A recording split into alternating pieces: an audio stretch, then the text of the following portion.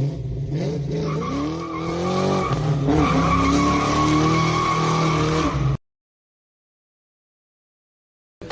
bro, we got your back, man. You ain't by yourself. We here with you. We here with you. You're not alone. Definitely got your back. Got your back. Got your Rocking back. with you. We love you, man. Come on, do your thing. You a blessing. You got gifts. You are beautiful. You raw. You go hard. On love. Let's go. Fair use, fair use. Fair use, fair use. All right, y'all. What's going on? What's going on? Mr. Z, late as usual. Ain't even gonna say tardy, no, we late. So let's get to it. We will be responding to, like, actually, Mr. Z forgot to do his intro.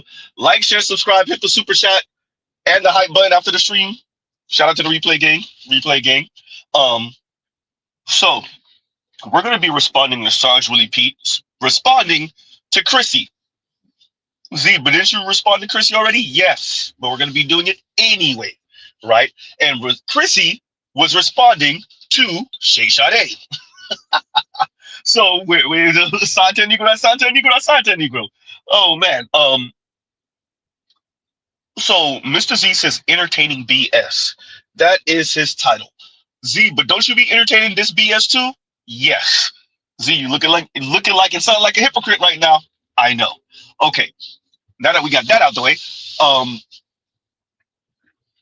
YZ's title is entertaining. I'm gonna put entertaining the BS. So we will be changing that title after the stream.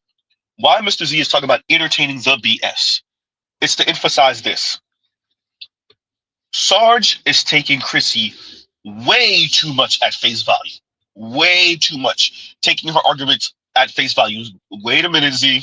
Now I know you ain't talking, Z. I know. Right? Quite simply, Chrissy's issue is that she's not politically and socially a white woman. And nobody is. And there you go. Beginning, end. Sarge, Chrissy's issue is that she's not politically and socially an upper middle class and above white woman. And no one and nothing can make her that, including being with the white man. Nothing and no one can make her that. She could take note of the East Asian women who are married to white dudes and with white dudes and having mixed hopper babies left and right. And that don't mean anything because guess what? They're still not treated as upper middle class and above white women because no one is. This is Chrissy's issue. Right? Now, Mr. Z, talk about being a hypocrite. We're going to entertain the conversation. We're going to entertain the conversation. With that, appreciate Sarge. This is the major issue. You could turn around, snap your fingers, create Wakanda. If you can't defeat not just white supremacy, if you can't kick Margot Robbie off that beauty pedestal, that beauty hierarchy, and put, because Sarge will know who I'm speaking about, Ashley Acuna from the grapevine up there, then quite frankly, Chrissy don't want to hear nothing you talking about. And so you are right, Sarge, where the black women like Chrissy don't want to talk about none of the process. They just want what they want, and they want it now. And they want it's the immediacy of now, right? They want it now. And once again, this is Maslow's hierarchy of needs, right? The Chrissies of the world are doing okay financially. So for them, at the top of the pyramid scheme, that self-actualization is having their beauty validated by the men. Not men, but the men. White men. Black men are not good enough. The only thing black men can do for women like Chrissy is to build women like Chrissy up so that white men can acknowledge her beauty. Huh? What Chrissy is levying on black men is what Asian women, the type of time Asian women are on, particularly East Asian women.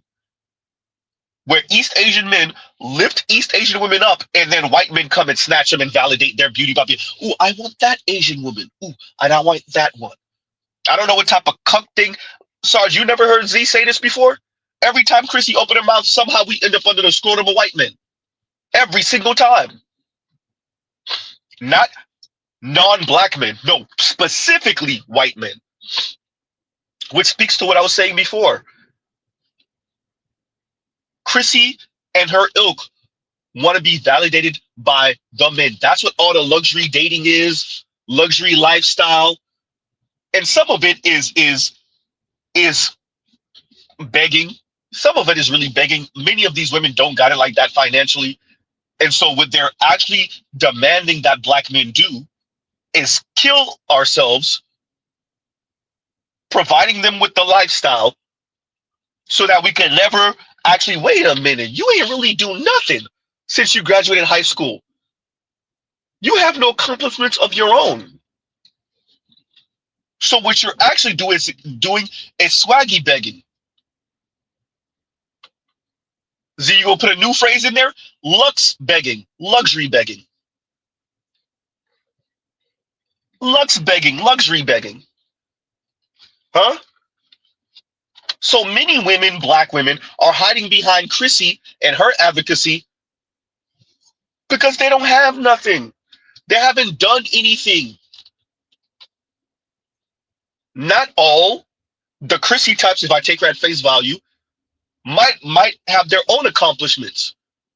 With that, the insatiable inferiority complex, Sarge, you might have never heard this before, the insatiable inferiority complex that non-black women have, and black women, the insatiable inferiority complex that all of these women of color have, particularly black women, is that they live in the same country, on the same continent, on the same planet, in the same solar system, in the same galaxy, and in the same universe as upper middle class, rich, and elite white women. And it's not fair. That's their issue, Sarge. That's their issue. Fair. That is not fair! That is not fair! That's Chrissy's issue, Sarge. They hide behind inept, incapable, de-slinging black men. Huh? Undisciplined black men. Colorist, featurist, texturist, fatphobic black men. They hide behind that. But when you put their back to the wall, Sarge, you are 150% right. When you put their back to the wall, all it comes down to is, I want to do what I want to do, but still have the gold reward at the end. I want to hand this vagina out how I want to hand it. I want to do what I want to do. I want to get pogo sticked in by who I want to get pogo sticked in. But somehow all the outcomes still turn out in my benefit. I still somehow win.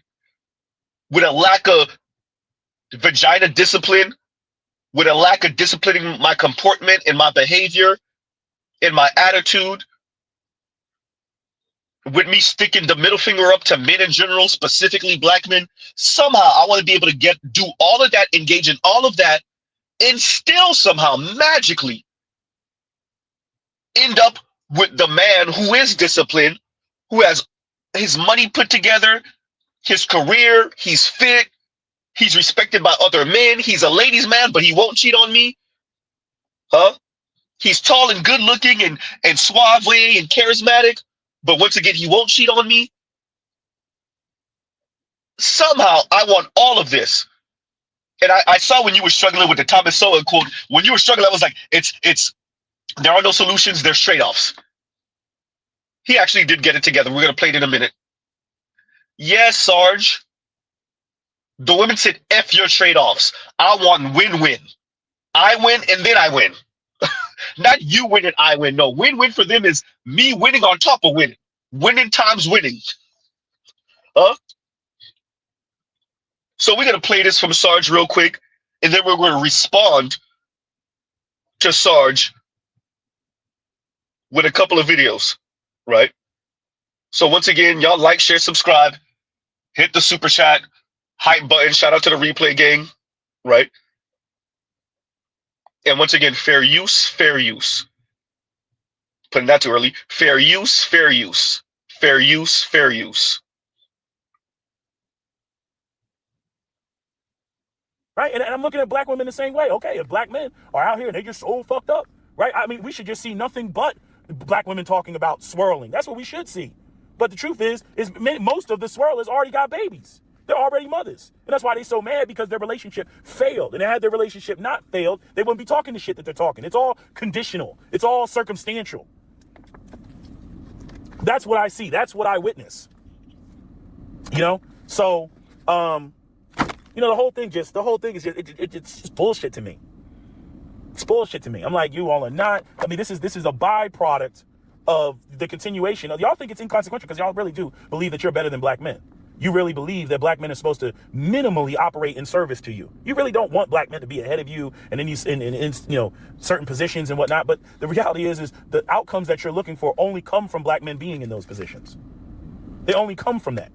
Again, I'm not the one that made the video talking about, you know, Keke Palmer and how Keke Palmer was trying to be the star in the relationship. Chrissy made that video.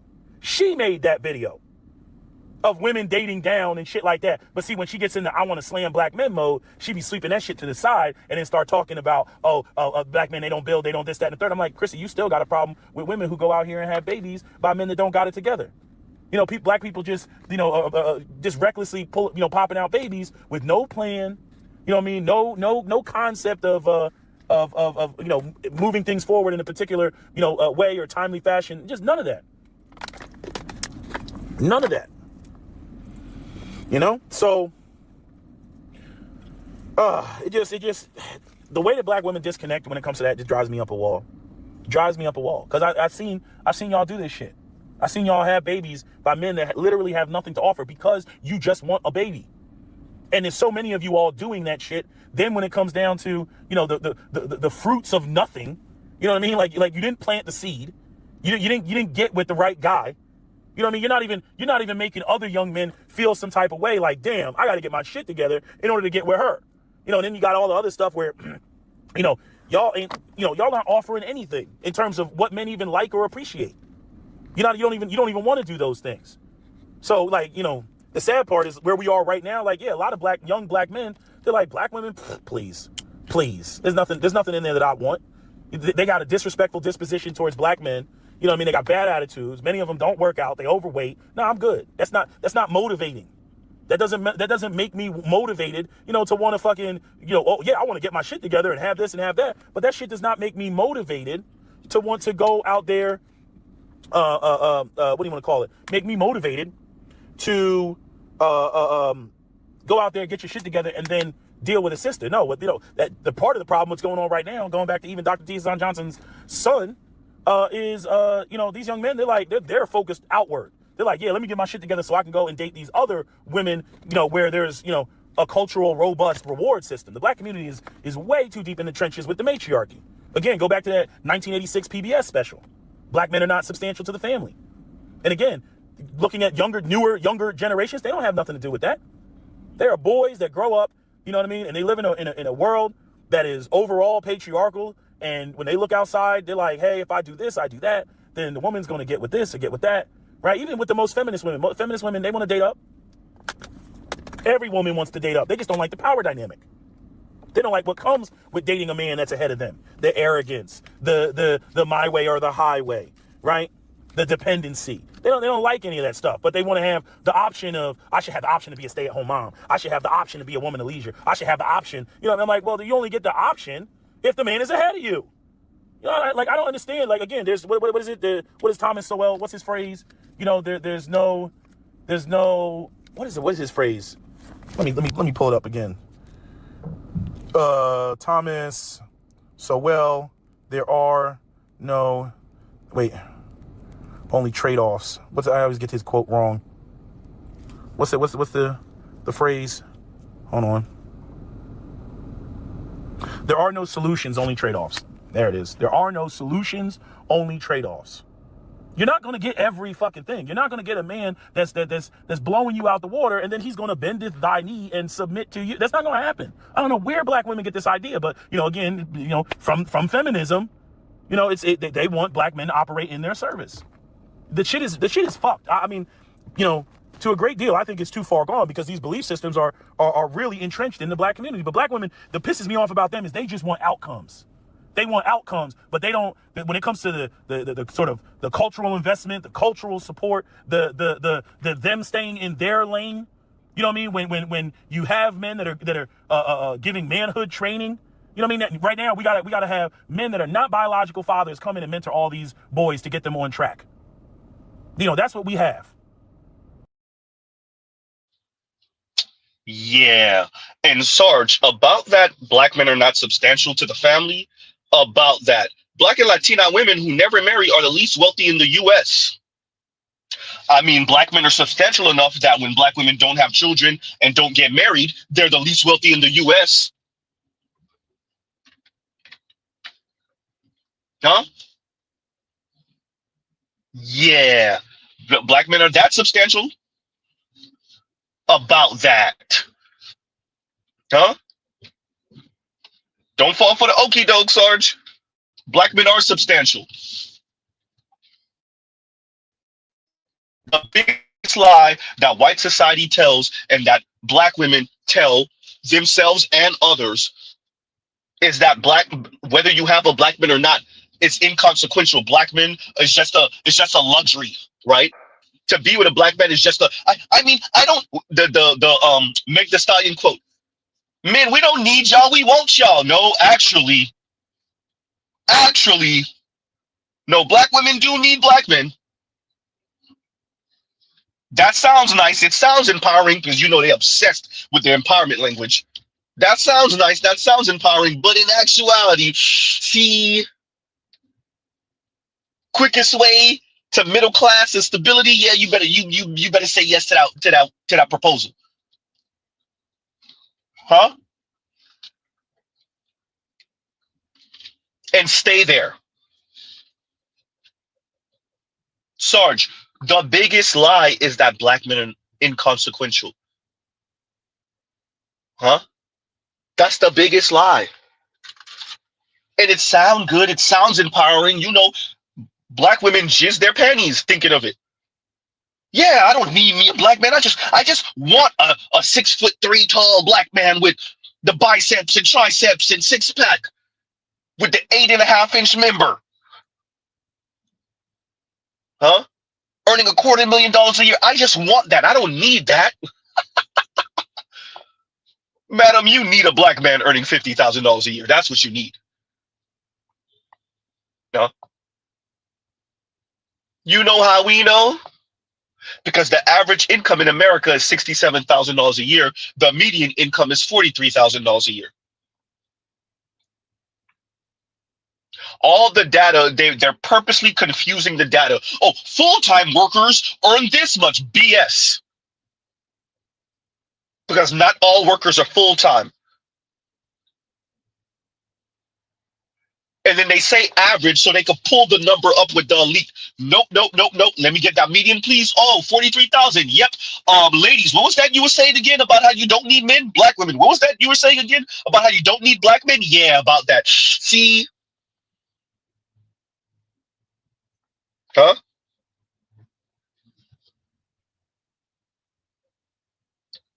And not only, Sarge, are black women talking real crazy and reckless, this is what it looked like. When the brothers are dying and trying to get with them, and they're making it real difficult for those brothers. How do I honestly feel about black women? First, I'm going to talk about my childhood and how I viewed black girls. As a little boy, I was never attracted to black girls. And I'd say the reason for this is because I saw white as a beauty standard. Turn on TV, white girls. Go outside, white girls. Go in school, the ones I found attractive, white girls. Why didn't I like black girls as a child? Well, I just saw them more as like closer to family. They're like closer to like me, and that's not who I'm supposed to be attracted to. Looking back subconsciously, that's how I saw it as a kid, but I wouldn't be able to put it into words when I was that age. That's just how it was. When I would have interaction with the black girls, a lot of times they were often rude, mean, sassy, but since I wasn't really trying to get them, I was just kind of like, well, whatever, I guess that's how they are. At that age, it didn't really matter to me at all. I didn't find any black girl attractive until I was about 12, so middle school age. The only reason that this happened was because I started to become pro-black. And when you're pro-black, you know only black men can be with black women and black love. that type of thing. So I was like, okay, so now I have to be with the black girl. So now we're going to get into the dating side of things. I'm not going to go down a whole list of bad experiences. I'm just going to summarize it by saying that I never got anywhere with any black girl. Most I got was like a date with one person or one little thing with one person. And when I'm going through this, I'm thinking to myself, how am I not attracting any black girls when I'm pro-black? I call them queens, I see them as great, and I want them to build and, black love. Why is this not attracting any of them? This is the point where my frustration started to come in, because I'm not just seeing it as I'm just trying to get some black girls. I'm viewing it as we need to come and build together, but none of them are wanting to do that with me.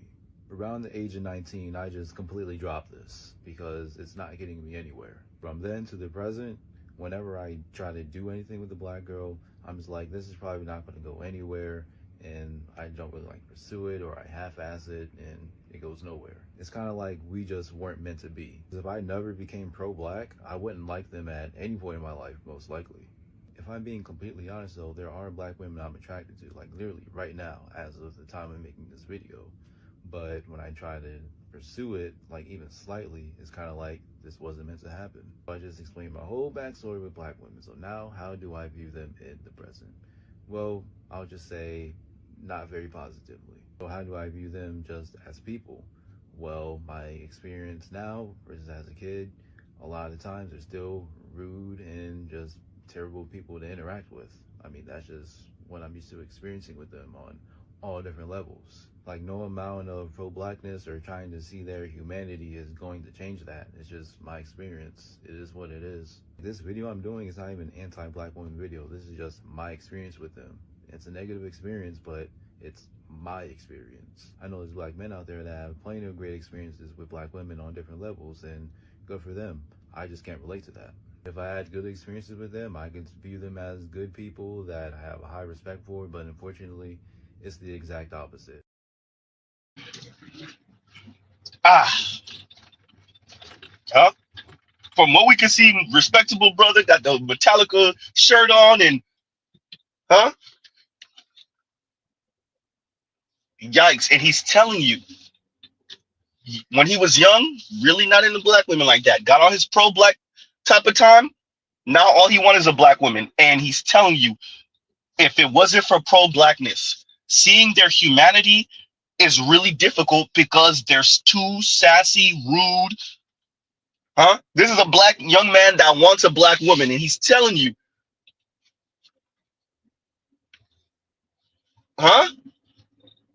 Chrissy, this is what you're battling against. I've said it before. If this continues, and it's going to continue, black women will only have options with the pro-black sector, which is dwindling, and brothers with no choices and options. There go black women's choices and options. Black men with no choices and options, and the pro-blacks. The masses of black women, that will be their lot. While they look at the Chrissies, and the Jodie Turner-Smith before the divorce, and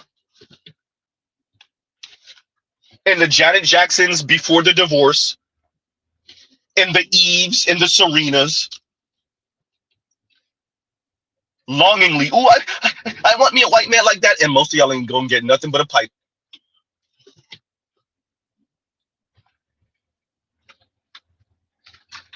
This young man is telling you, I'm on this pro-black type of time. There are black women I find attractive right now. He's not being disrespectful. He's telling you he's frustrated. And we all know, you can see from the brother's fro, we all know he stopped chasing after black women and opened his options to non-black women. He'll be snatched up in a couple days. For black women to turn around and be like, see, it's always those types.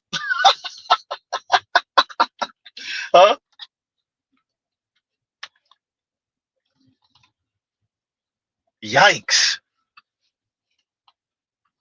Chrissy, this is what you and your ilk are sticking the middle finger up to while y'all hold out dreams and aspirations for the elite white man to validate your femininity. Inferiority complex having ass. Huh? Insatiable inferiority complex having ass. Meanwhile, black men like this, young black men like this, in this late date, this is a recent video. In this late date, young black men like this want a black woman. Meanwhile, the Chrissy types are calling black men insufferable. Chrissy of all people. Huh? Yeah. Huh?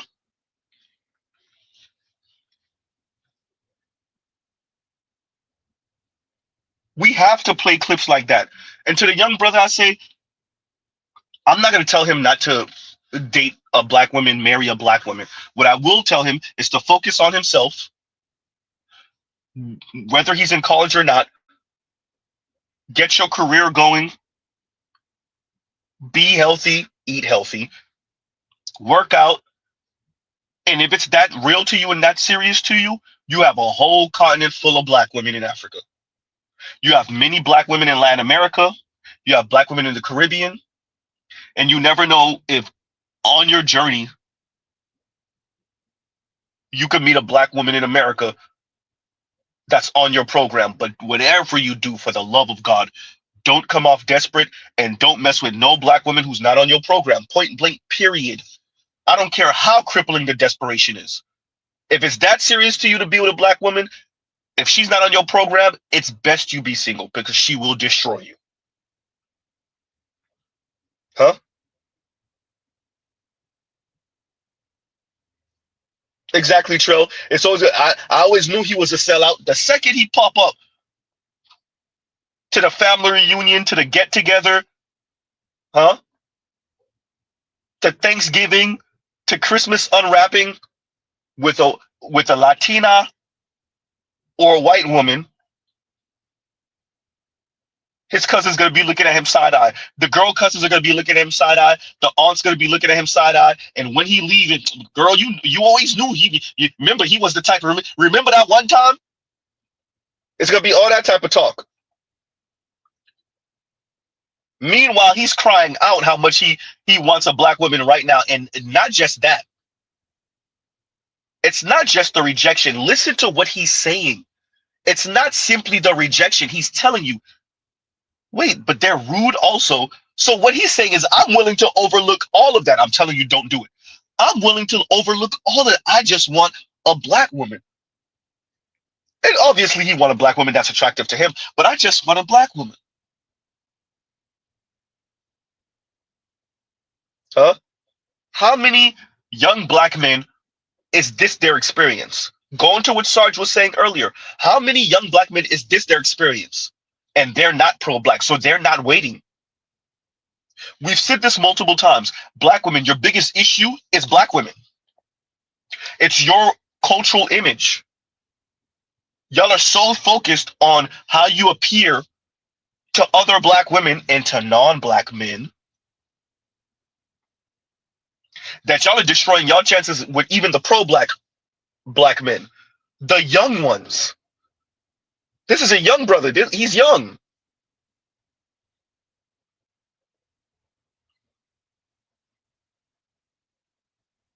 Huh?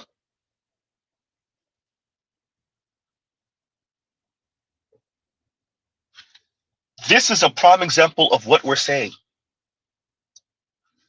Black women, you could be who you want to be. Chrissy, you and your ilk could be as mean, as rude, as condescending, as shrewd, cold, calculated, materialistic as you want to be, particularly concerning black men. But it's going to cost you. Chrissy, the vast majority of black women, including your own subscribers, will not earn the type of money you earn. They're not going to have access to those non-black men. And we already know what type of time you on with them. You're about them suffering in silence just for your gender war against black men. You know how we know? This is what I tell average looking and below average looking women. If you can't date up, be alone. Life is easier that way. And I know that's controversial. I don't care. I don't care. Black and Latina women who never marry are the least wealthy in the US. It's better to be alone, right, Chrissy? Yeah. So black young men like this want a black woman. We don't know if the black woman he finds attractive are light skin or dark skin or whatever, caramel or whatever. Either way, he sees the character flaws and he's still willing to overlook it. I'm telling you, don't do it. Just so he could have him a black man. I said a black man, sorry y'all. Just so he could have him a black woman. Hopefully not a black man. Just so he could have him a black woman. He's willing to overlook the character flaws. And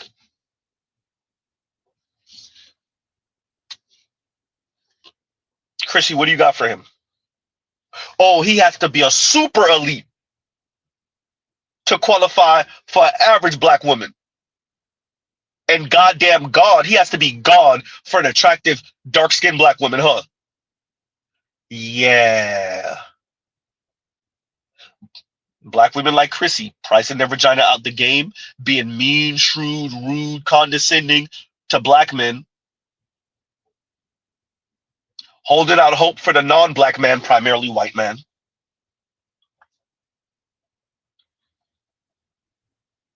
This young man finally throws in the towel, ends up with a white woman, and black women will be looking at him side-eye. Oh, I knew it was always those types. The beauty of the internet.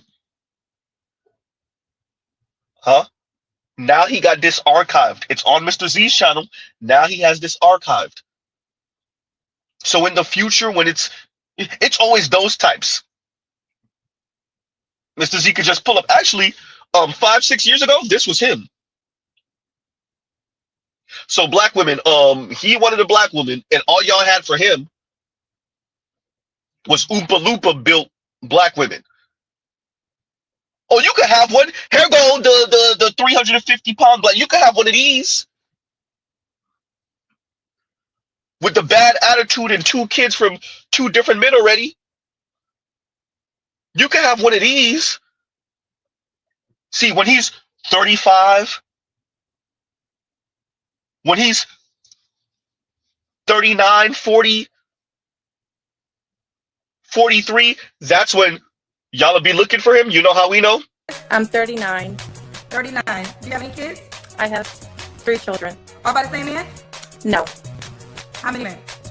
3. Shout out to 3-6 Mafia. Yes, I do. Yes, ma'am. I have 4. You have 4 kids. About how many men? About 3. The last 2 are by the same man. He is currently incarcerated, narcissist. If I could say, to summarize it, that is Satan himself, honey. So why you have 2 kids by Satan? I didn't believe in abortion, so at that point, I had my children. Okay. And I get this. Everybody doesn't believe in abortion. But have you heard of birth control? Yes. I just am not one that believes in birth control. Are you fucking retarded? What the hell's the matter with you? Now, why you not with the 4-year-old dad? He's deceased. He got killed. Okay. And the 7-year-old dad, do y'all cope very well? I was engaged to my first child's father. I was engaged to my second child's father. But he ended up getting killed. We parted ways. I ended up dealing with my last children's father. And when did he go to jail? Girl, September. Something's wrong here. Yeah, give it away. Yeah, give it away. Do you have any kids? Do I have 3? All about the same man? How many men? 3. 3. You ever been married? No. Do you have any kids? If so, how many? Wait, 7 seconds. I have 5 children. How many men? 3. You know, actually, 50 Cent is my dream man.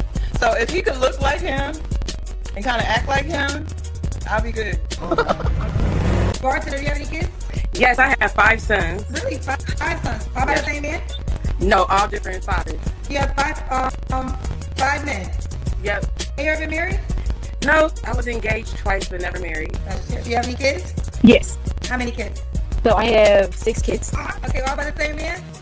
No. How many men? 3. Well, I am poly. I do have more than one partner, so I'm open to having another partner. Just How many partners do you have right now? I have 2 partners. Oh, so girl, what you need a third one for? Oh, I'm open to the experience. I'm open to the experience to, finding my, I call it a pod. Finding my pod and building a life with those people. You have lost your mind. You have any kids? Yes, I do. I have 8. How old are you? 28. You have 8 kids that you gave birth to? All by the same man? 6 of them are, and the other 2 have another dad. Do you have any children? Yeah, I got kids. How many kids do you have? 6. You really have 6 kids? Mm-hmm. Are they all by the same man? No. How many men? 4. Well, do you have any kids yourself? I do. How many kids? 4. 4 kids. And by how many men? All of them are different dads. 4 daddies. Do you have any children? I have 3 children. How old are your kids, honey? 12, 15, and 1. Well, all by the same man? No, 3 different men. 3 different men. Why are you not with the 1-year-old dad? We just grew apart. You grew apart when? You just had a baby? Yeah, we weren't together when we had a baby. We just kind of backslid, and here we are. You co-parent well? We actually do not talk. Hey, y'all, come look at this. You have any children? Yes, I got 4. Are they all by the same man? No. How many men? I got 3 baby dads. Do the 3-year-old and the 1-year-old have the same father? Yeah. So why are you not with him? He was living like a double life, I should say. He's married. Did you know he was married? Not in the beginning, no. Did you know before you had your 3-year-old he was married? I want to say like 6 months to a year into the relationship. Did you have any kids at that moment? Or by him? Oh, no. So why'd you have kids by him once you learned he was married? I'm legally married, but I'm separated. And I thought that they were like really separated, but that wasn't the case. So are they back together? Yeah. So you never left her? Now we know that, no. Uh-oh, retard alert. Retard alert, class. Do you have any kids? Yes. How many kids? 3. All by the same man? No. How many men? 3. Do you have any kids? I do. How many kids? I have 3 children. 3 kids. How old are your kids? They are 15, 10, and a 9-month-old. Why you not with, how many dads? 3. Why you not with the 9-month-old dad? It didn't work out. How old is your child? I got a 2-month-old, a 1-year-old, a 7-year-old, a 12-year-old, and 11-year-old. How old are you, Alaki? I'm 35. Are all your kids by the same man? No, 3 different fathers. Why you not with the dad that you had a baby with 2 months ago? He has a gambling problem, really bad. Why you had a baby by him? He was not like that at first. Do the 2-month-old and the 1-year-old have the same dad? No, they have different fathers. That is fucking disgusting. Why you not with the man you had a baby with a year ago? Because he was abusive. He was abusive. Why you have babies by all these men that have these drastic issues? They were not like that when I first started dating them. They were nothing like that. Like, they were totally different. All these issues appeared after you had children? Yeah. This too is false. How old is He just turned 1. Why you not with the dad? Cause he a hoe. How many kids do you have? Got 6. How many men do you have kids by? 5. Now, Autumn, I don't want you to get offended, but I'm going to say something. Because you came on and you called your baby daddy a hoe. Now, somebody might watch you, might call you a hoe, Autumn. I'm going to keep it real. Yeah, they can. I was being one. I sure enough was being that. You have any children, Diamond? I got 6, Kendra. How many children's dads do you have? Just one? I got 6, Kendra. I gave every man I loved a baby. So you have 6 children by 6 men? Yes, ma'am. Are you married to one of their fathers right now? No, hell to the no. You must got some fire vagina. I got some good cooler calories, Kendra. It's good. Ew. Oh, so you gave birth to 6 children? I gave birth to 6 kids. 4 of them was adopted out to other people, and I ended up getting 2 more. I had 2 more, and I got custody of those. Oh, so 4 of your children were adopted by other people? Oh, what happened? Yeah, ma'am. So can you so nosy, me, Kendra? Look, I used to be on cocaine a long time ago. I got 13 years clean. Pats on my back. What else you want me to know other than you were a crackhead? I'm currently not doing anything for a living. I'm on Section 8. So unemployed. Right now you're not working? Yes, right now I'm not working. Okay, you have 5 kids. How many men? I have 4 baby daddies. Like her mama. Just like. Oh, this is your daughter? Yes, this is my daughter. Okay, real quick. How many kids you have against 6, right? No, I'm sorry. You say what? Wait, go back to your mama. You were there before. How many kids you have? I told you I got 6 children. One of them died back gunfire in 2020. Okay, and you have how many grandchildren? Because you told me this. 30. 30 grandchildren. So this is one of your daughters, and she's Yes. she got 5. Yeah. And your son had what? 12. One of your kids got 15, Kendra. Oh, that's right. I'm sorry, I forgot. One son got 15 kids. This is your daughter that got 5. Yeah. Okay. It's ridiculous. It's obvious what's being done out here. It's on a nightly basis. I hope the world can see now what's really going on out here, because it's getting ridiculous. It's really ridiculous. Yes, man. This is ridiculous, man. Got them breasts is breasting, child. What you gonna do with the kitty? Do you have any kids? Yep. I have 4. Are they all by the same man? No, I got different dads. For all the children? Yeah. Have you ever been married? Yes, I've been married 3 times. But all 3 times were with somebody that helped me get papers, and they really wasn't in love with me. You married 3 different men to get them green cards?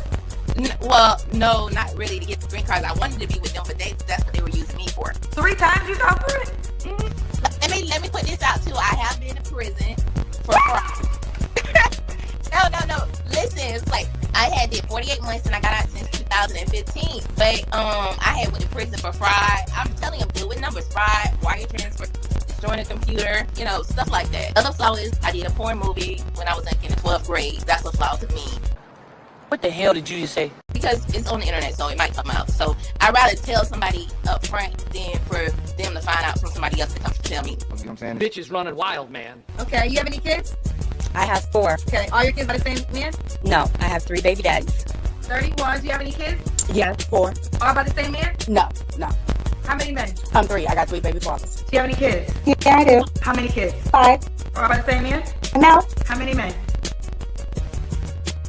4. 4 different. Why are these questions so hard for you to answer? They're not hard for me to answer at all. Do you have any kids? I do have kids. No kids. No. I said I do have kids. How many kids? I have 4 boys. And a 1-year-old. Same dad? No. How many dads? I have 3, Kendra. Yeah, and that's what, not even half. For the question, who someone asked whose video is this is on Crimson Cure's channel. Shout out to Crimson Cure. I'll link it after the stream. Shout out to Crimson Cure. Huh? Yeah. Appreciate this, Chrissy. This is the image. This is the image you're battling, Chrissy.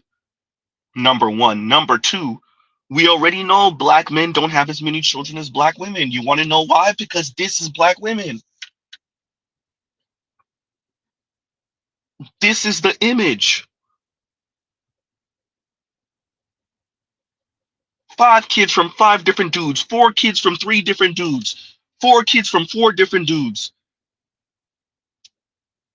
We can't even count how many times you heard 3 kids from 3 different men. 4 kids, 3 different men. No wonder black women have, what, 1 million plus more children than black men do?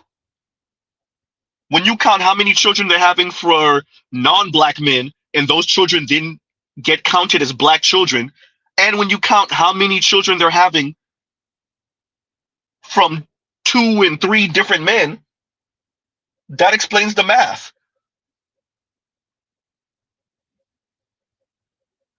And to Kendra G, I'll say this, and I'm not trying to condemn you to this. Kendra, your channel never gonna blow up like that. I don't ever see you really blowing up, going mainstream. You want to know why? It's simple. This exposes what the real problem is. Rest in peace, Kevin. For all of us that have tinfoil hat ideas of his passing,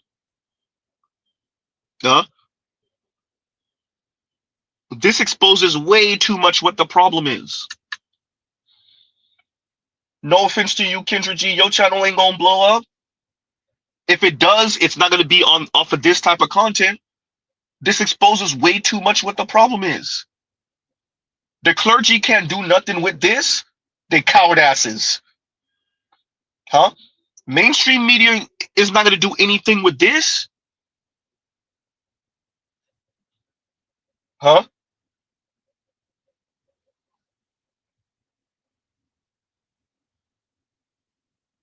Women calling in from around the country, black women calling in from around the country. 2 children, 2 different men. 3 children, 3 different men. 4 children, 4 different men. 5 children, 5 different men. 5 children, 4 different men. 5 children, 3 different men. 8 children, 2 different men. Jesus. And then a regular, smegular, everyday, salt of the earth black man is supposed to save them then? That's when the young brother is supposed to say, that's when they're going to be interested in this brother. How do I honestly feel about black women? First, I'm going to talk about my childhood and how I viewed black girls. As a little boy, I was never attracted to black girls. And I'd say the reason for this is because I saw white as a beauty standard. Turn on TV, white girls. Go outside, white girls. Go in school, the ones I found attractive, white girls. Why didn't I like black girls as a child? Well, I just saw them more as like closer to family. They're like closer to like me, and that's not who I'm supposed to be attracted to. Looking back subconsciously, that's how I saw it as a kid, but I wouldn't be able to put it into words when I was that age. That's just how it was. When I would have interaction with black girls, a lot of times they were often rude, mean, sassy, but since I wasn't really trying to get them, I was just kind of like, well, whatever, I guess that's how they are. At that age, it didn't really matter to me at all. I didn't find any black girl attractive until I was about 12, so middle school age. The only reason that this happened was because I started to become pro-black. And when you're pro-black, you know only black men can be with black women and black love, that type of thing. So I was like, okay, so now I have to be with a black girl. So now we're going to get into the dating side of things. I'm not going to go down a whole list of bad experiences. I'm just going to summarize it by saying that I never got anywhere with any black girl. Most I got was like a date with one person or one little thing with one person. And when I'm going through this, I'm thinking to myself, how am I not attracting any black girls when I'm pro-black? I call them queens, you know, I see them as great, and I want them to build and, you know, black love. Why is this not attracting any of them? This is the point where my frustration started to come in, because I'm not just seeing it as I'm just trying to get some black girls. I'm viewing it as we need to come and build together, but none of them are wanting to do that with me. Around the age of 19, I just completely dropped this because it's not getting me anywhere. From then to the present, whenever I try to do anything with a black girl, I'm just like, this is probably not going to go anywhere, and I don't really like pursue it, or I half-ass it and it goes nowhere. It's kind of like we just weren't meant to be. If I never became pro-black, I wouldn't like them at any point in my life, most likely. If I'm being completely honest though, there are black women I'm attracted to, like literally right now, as of the time I'm making this video. But when I try to pursue it, like even slightly, it's kind of like this wasn't meant to happen. I just explained my whole backstory with black women. So now, how do I view them in the present? Well, I'll just say not very positively. So how do I view them just as people? Well, my experience now versus as a kid, a lot of times they're still rude and just terrible people to interact with. I mean, that's just what I'm used to experiencing with them on all different levels. Like, no amount of pro-blackness or trying to see their humanity is going to change that. It's just my experience. It is what it is. This video I'm doing, I wanted to end it there. No amount of pro-blackness and trying to see their humanity is going to change his experience.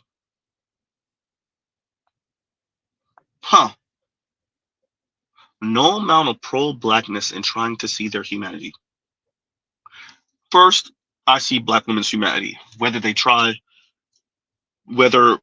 to or not, I'm gonna see their humanity. That goes without saying. I see people's humanity. With that, as I said before, it's the pro-blackness. Being pro-black. If it wasn't for that, do you know how much more difficult it would be to get black women coupled up with black men? To get black men to overlook the rude and the snarky and the mean and the condescending, the aggressive? Do you know how much more difficult it would be to get black men to overlook that?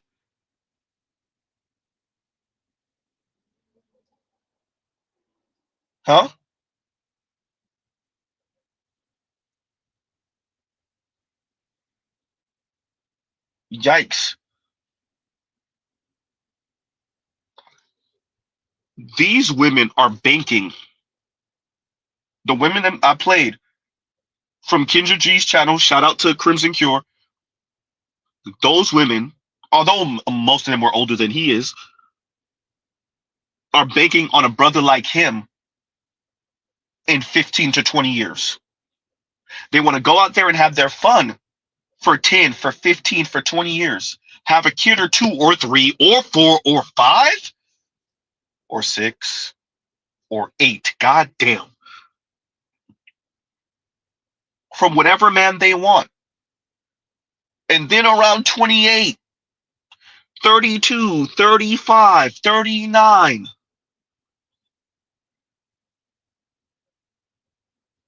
That's when they start looking for this brother. That's when they're going to pretend and play in front like they're pro-black. Like they're on his program. Look, it's unfortunate. I'm just now meeting you. Uh, After the age of 28, a kid or two from a different dude. That's when they're going to be looking for this, brother? Absolutely not. Why are we tying this to the conversation with Chrissy and Sarge Willie Pete? To stress this, Sarge, you know it, I know it, Chrissy knows it too. The issue black women have is that they want to do whatever they want to do. They just want to win in the end. The issue with modern women, not just black women, is that they want to do what they want to do and somehow end up winning at the end.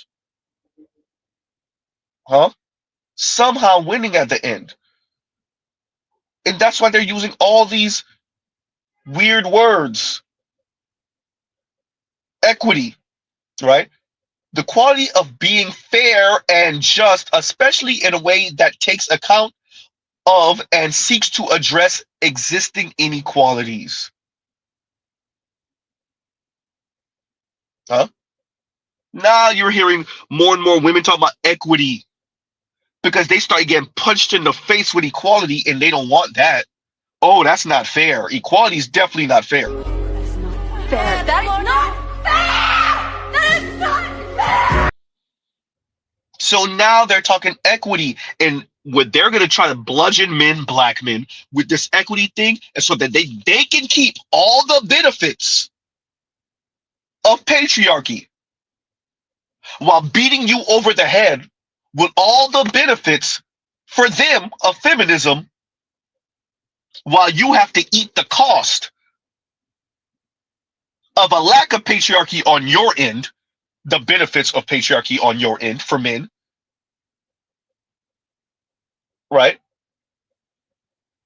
This is the goal now. Chrissy, appreciate this. Sarge Willie Pete, appreciate this. This is the goal now. The gendered pleasures that come from patriarchy, women still get to bask in it while enjoying the freedom and the liberation and the negative liberty and the autonomy that feminism have afforded women. The gendered pleasures of black men and men in general concerning patriarchy, oh no, you don't get none of that. No, sir. And this is what equity is. It is absolutely not. Absolutely, the men are not signing up for it. They're not going to sign up for it, and they're going to relegate black women too. 23% of young black women now identify as bisexual. You damn right you're going to be bi, huh? You damn right you're going to be bi. We know.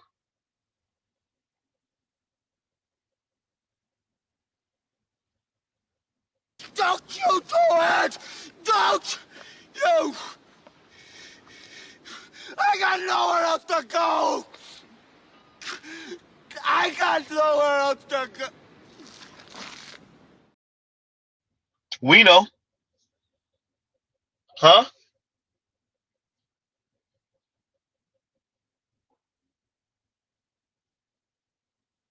This is what Chrissy is trying her hardest to fight against. Chrissy, black women could expand their options to goddamn aliens. Until they fix that demeanor and attitude, y'all not getting no men, especially not no provider white man. Are you on drugs?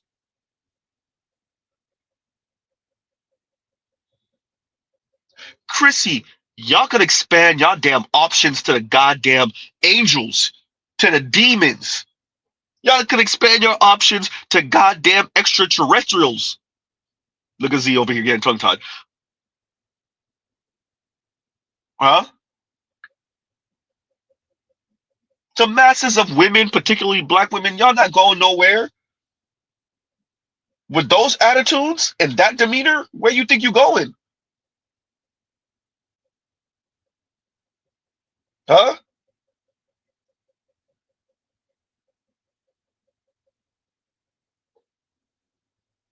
All this talk of luxury life, all this talk of black men having built, so I get to show my ass. Yeah, you can show your ass. Go ahead. And men are gonna pipe and toss. And you go munch or get munched on and still get tossed. Huh?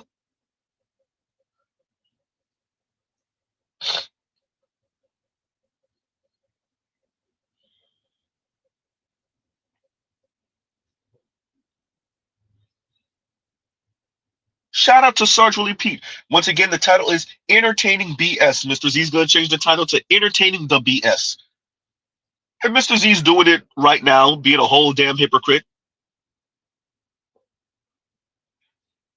Sarge, it's simple. There's a cause to the middle finger. If you're a black woman and you're giving black men the middle finger, you better hope for God that you can make up for it with a non-black man. Because we know the Latinas and the white women, they're choosing up on black men. We don't know what y'all gonna do. What's your ethnicity? I'm Dominican and Puerto Rican.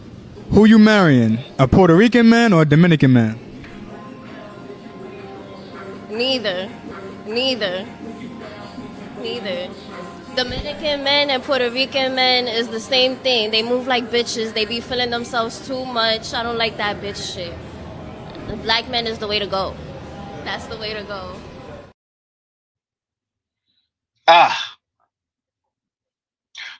So to Chrissy, I say, now, when she end up with the black man, this Latina, when she end up with the black man, you got to end up with that Latino, that Puerto Rican or Dominican.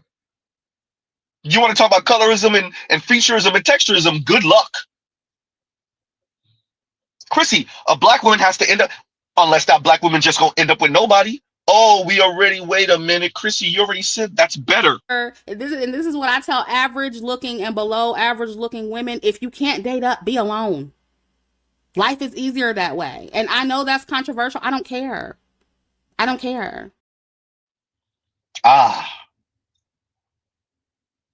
And your subscribers, Chrissy, they'll listen to you. They'll hold out for the white man with some resources. Meanwhile, they're dying. Okay, I have one more thought that I have to get up as the sun is rising. Okay. Sometimes we lie to ourselves. And I've been doing that for quite some time now. And I am 32 this year. And it's almost the end of the year, so I'll be 33. And I'm just not about to go into 33 lying. So I'm going to be one of the first hard up type of women to admit that I want a man. I may actually need a man. That feels so disempowering sometimes to say in 2025. And people make you feel like, oh, you're weak. It's like, fuck it. I want a man. I don't necessarily... Yes.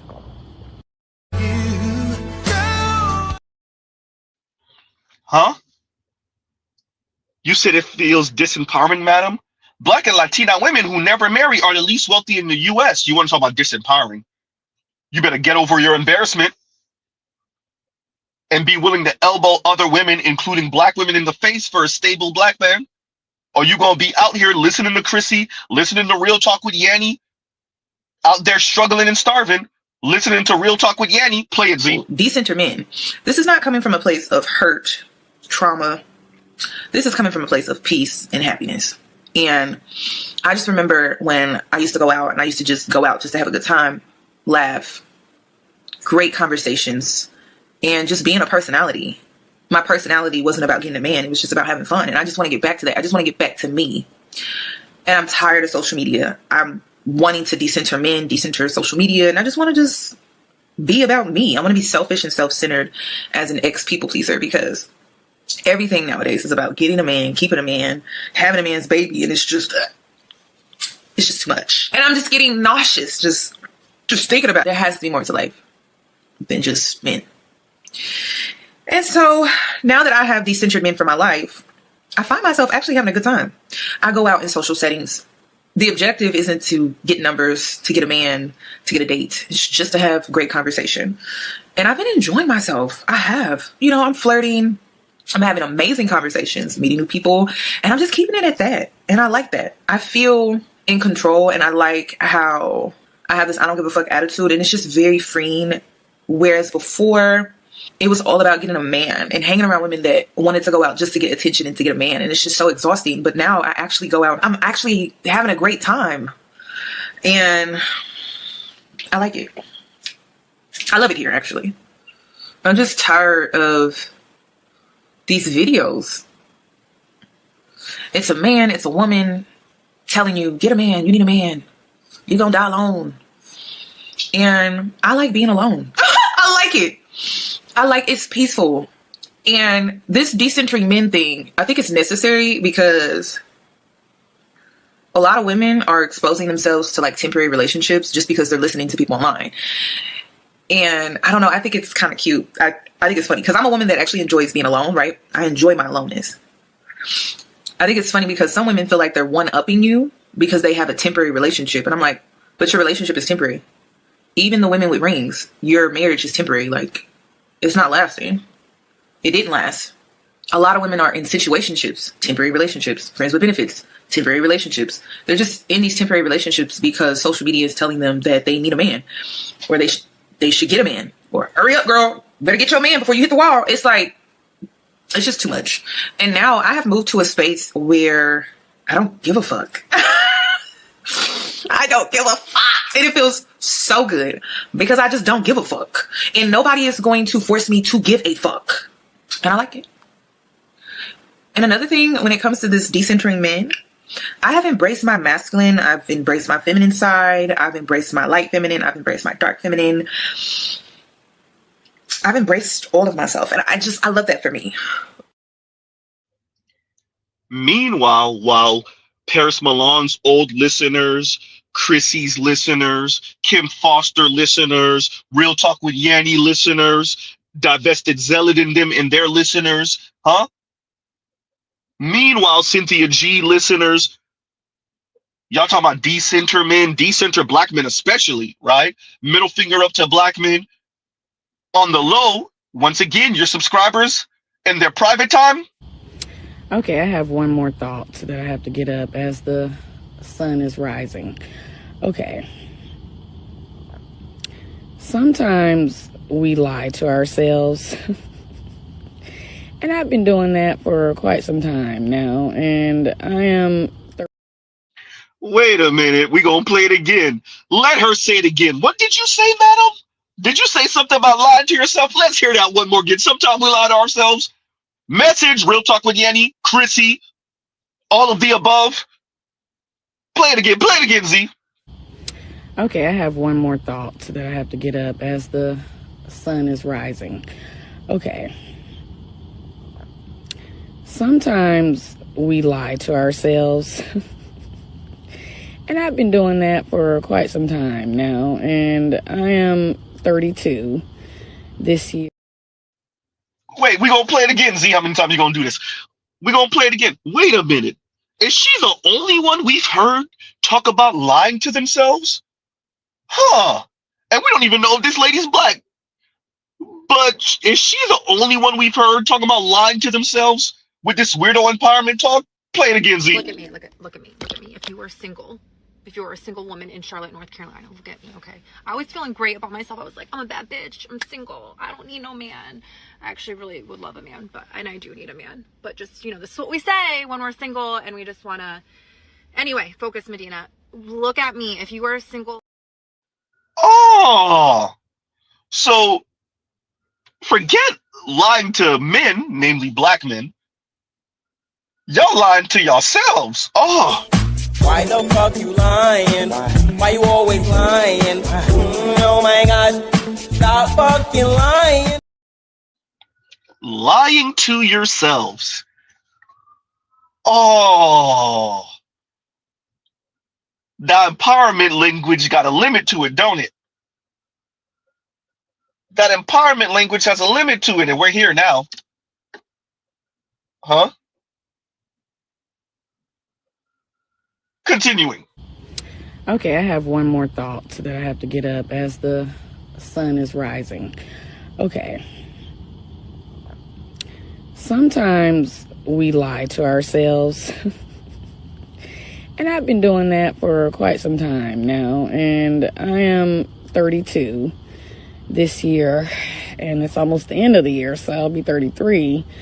And I'm just not about to go into 33 lying. So I'm going to be one of the first hard up type of women to admit that I want a man. I may actually need a man. That feels so disempowering sometimes to say in 2025. And people make you feel like, oh, you're weak. It's like, fuck it. I want a man. I don't necessarily... Yes. Huh? Ah. Madam, you're 32 going on 33. You're 33 at this point. You're 33 years old. And now it's all hands on deck, break glass in case of emergency. I need a man and want a man. Oh God, what am I going to do? Yeah, what have you been doing for the past, 15 years since you graduated high school? Huh? What have you been doing for the past 15 years since you graduated high school? We're going to say these people names, but you could have been listening to someone else. But that sound like them. Which have you been doing? What, listening to Shira 7? The Chrissies? The Real Talk with Yetis? Huh? The Paris Milans? The Manifestels? Huh? What's that girl named Clark, whatever her name is? How to manipulate men? Just cry. Huh? And we're here now. You've been listening to women like this? I'm gonna need to see a lot more manipulation, a lot more gaslight, a lot more projection. I want to see you guys tell a man no offense right before you offend him. I need to see a lot more triangulation. Right before a man finishes his point, I want you to change the topic completely.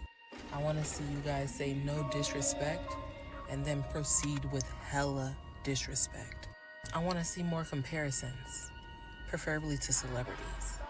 Insults, insults, insults, and get creative with it. I need to see you guys calling the police more often and pressing charges every time. Bring up his dad randomly whenever you can. Lie randomly. I need to see us giving full disclosure on things that we probably shouldn't give full disclosure on.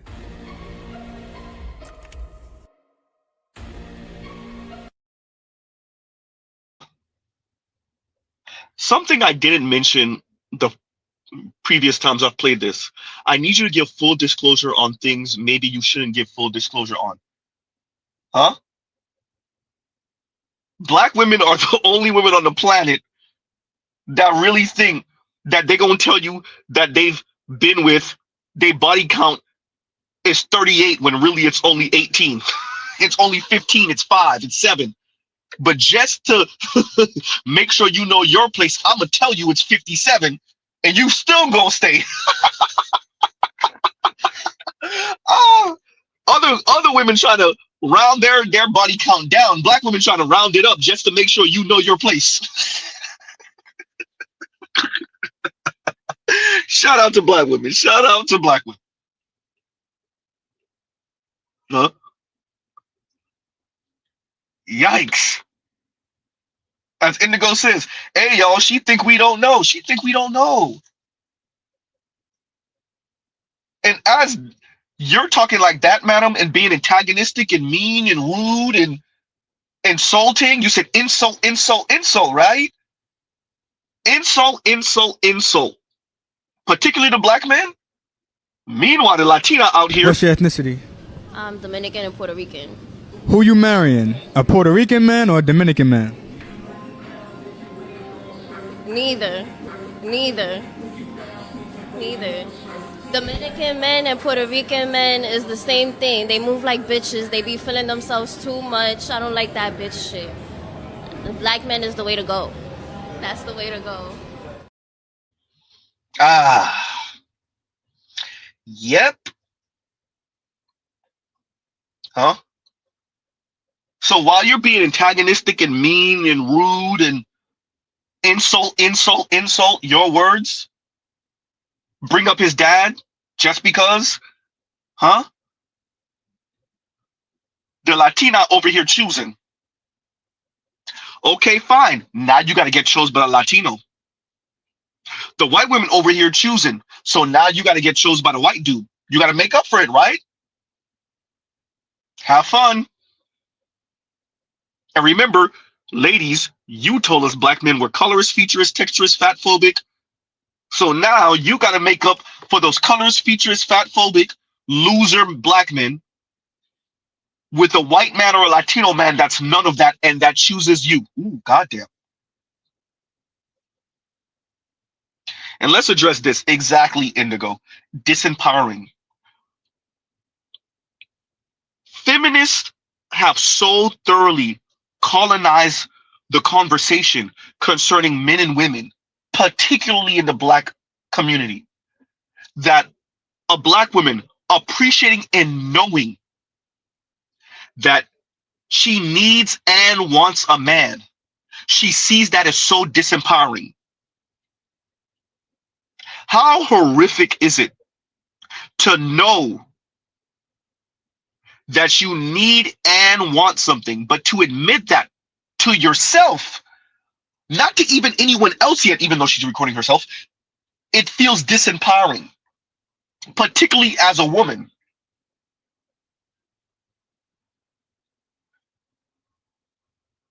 She sees it as disempowering to admit that Real Talk with Yanni and her decenter men crap is just that crap. It's disempowering. How horrible is it for you to say they're so disempowering?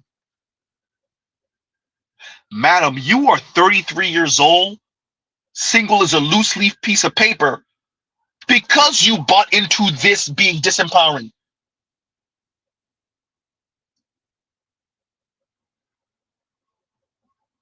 Because you bought into this being disempowering, that's why you're in this position now. Because you listen to all angry, bitter feminists, because you are, and other black women are the colonizing agent of the black community, that's why you're in the position you're in now. The wealth you and another black man could have built already, the children y'all could have had already, the life y'all could have built already.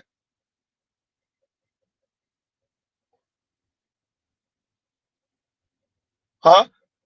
Now, madam, at 33 years old, a couple of years from geriatric pregnancy, you got to hurry up, find a man, black man, get the wedding ring, have the children, buy the house. Have fun on the house part. Have fun on the children part, goddamn. Have fun on the wedding ring part, Jesus. Huh?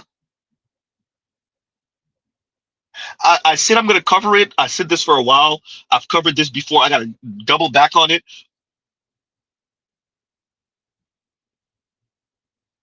Elite men have women exactly where they want them. Elite white men.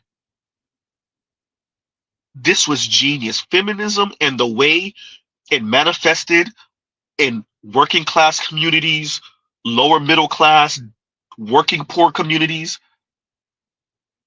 was genius. It siphoned the wealth, right? It destroyed the family unit. The men aren't exactly happy. The women are miserable, low key, trying to keep a stiff upper lip and be stoic. Horrible job at it, though. Huh?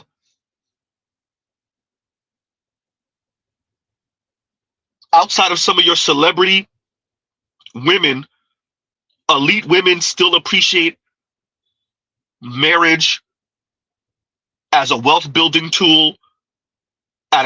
Yes, we know they know it as a status symbol, and they're selling average women on their singleness being a sign of power. Meanwhile, average women don't got no damn money. Talk about power, particularly black women. Once again, black and Latina women who never marry are the least wealthy in the US. A disproportionate number of black women are kinless as they age. Advocates say they deserve a social safety net too. Madam, you want to talk about disempowering? How about that for disempowering? How about this? The average man spends $5,000 to $12,000 more per year when in relationship. How about that? Y'all want to know why Mr. Z has this as a background? What am I showing you here when I have this as a background? White man programming black women. Huh? Mr. Z appreciates some of these women want to go anyway. They on this type of time anyway. I get it. Shout out to the Raji report. You got to be held accountable for what you choose to believe in. I get it. But even FD told y'all that some of them are having to come to terms with. And what did Mr. Z do? I jumped ahead of him. I already knew where he was going. Oh, that they're the colonizing agent for the black community? You mean they got to come to terms with their education and the way they speak? You mean they didn't hear when somebody gonna give me the author's name? I just missed it. The Miseducation of a Negro. You mean they didn't get that? You mean they didn't get the rebrand from Lauryn Hill? The Miseducation of Lauryn Hill. So they didn't understand what was going on there? Was it Cardi G? What's it with the Miseducation of a Negro? Huh? And Vince's cuckold feminism. Isn't that what it really is? It is Cardi G. Woodson. Thank you, Indigo. It is Cardi G. Woodson. Okay, thank you. Huh? Oh, I forgot. Black women convinced themselves that they're morally superior to black men. So black men could fall for the miseducation of a Negro and be the colonizing agent and the tap dancing coon in the black community. But black women would never fall for that. Black women would never be the colonizing agent for the black community. They would never be the tool used against the black community and themselves by elite rich white men. Oh no. Exhibit A, Chrissy. Exhibit B, Cynthia G. Exhibit C, Paris Milan. Exhibit D, Kim Foster. All these folks who think they above it. Huh?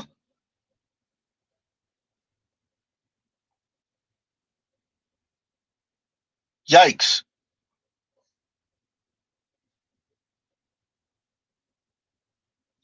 All of this is tying back to what Sarge said. And for those of you who missed it earlier, I'm going to play it again. I played this over an hour ago.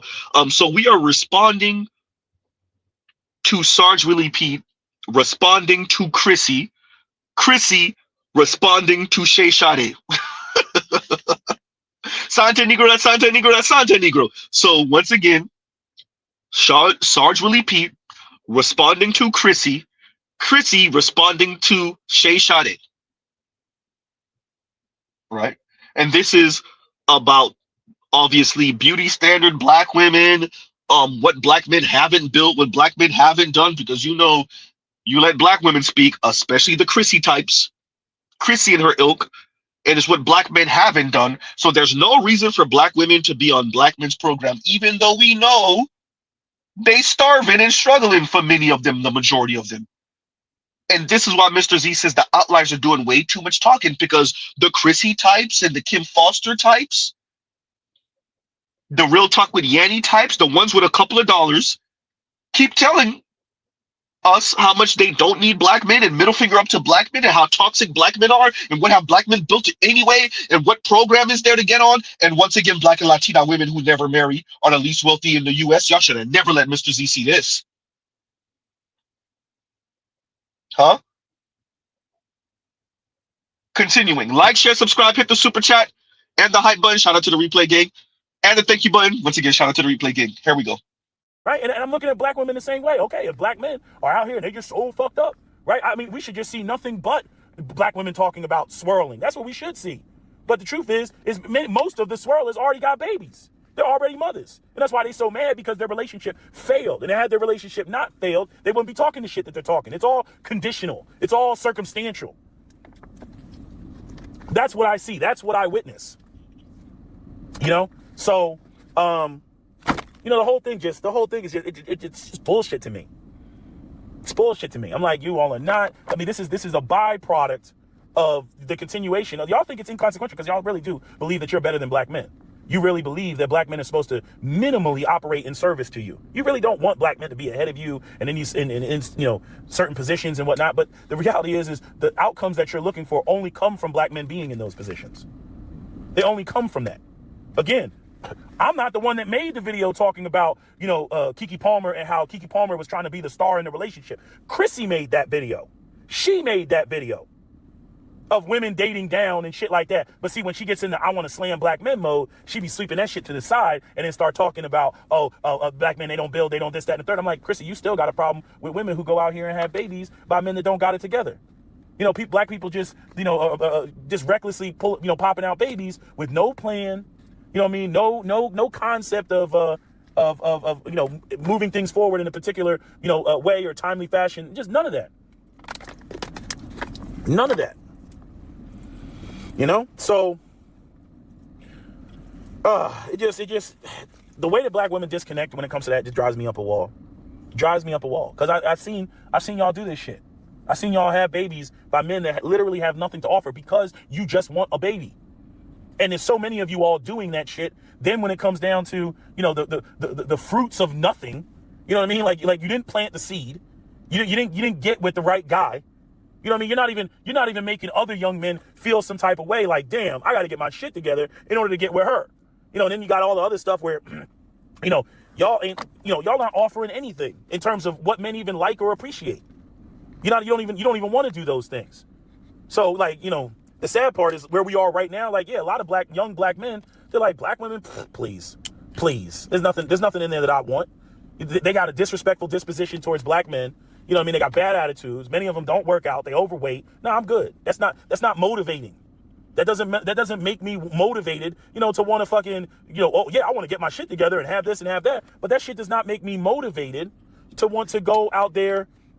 What do you want to call it? Make me motivated to go out there and get your shit together and then deal with a sister. No, you know, that the part of the problem what's going on right now, going back to even Dr. T. Johnson's son, is you know, these young men, they're focused outward. They're like, yeah, let me get my shit together so I can go and date these other women, you know, where there's, you know, a cultural, robust reward system. The black community is way too deep in the trenches with the matriarchy.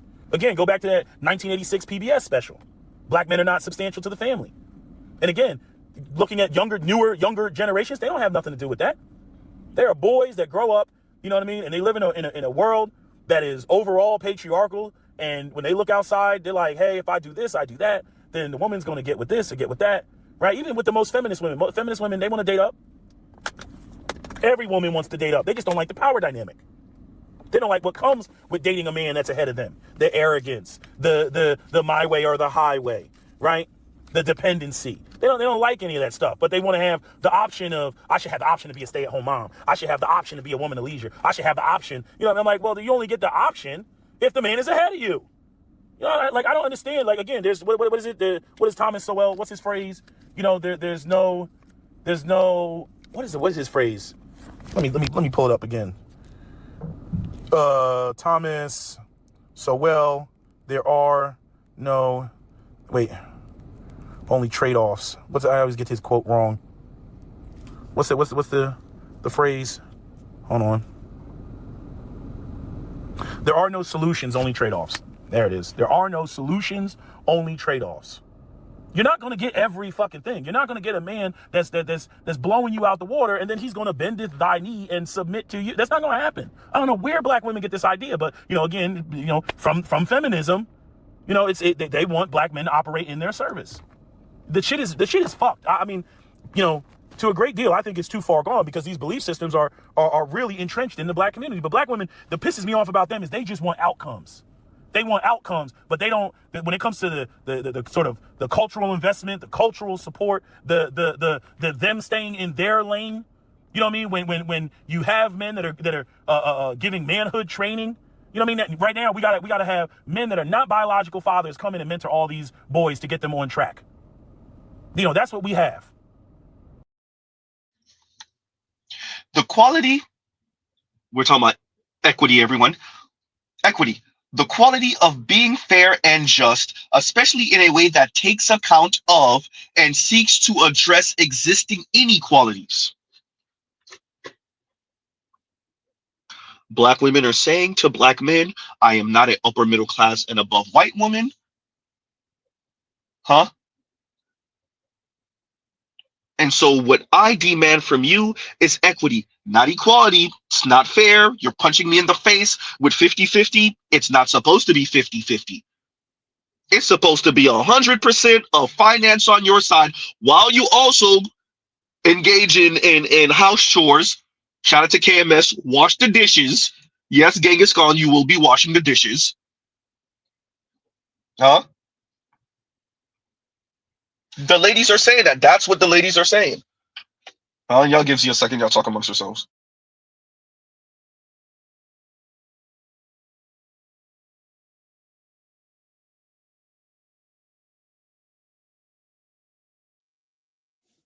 And we're back.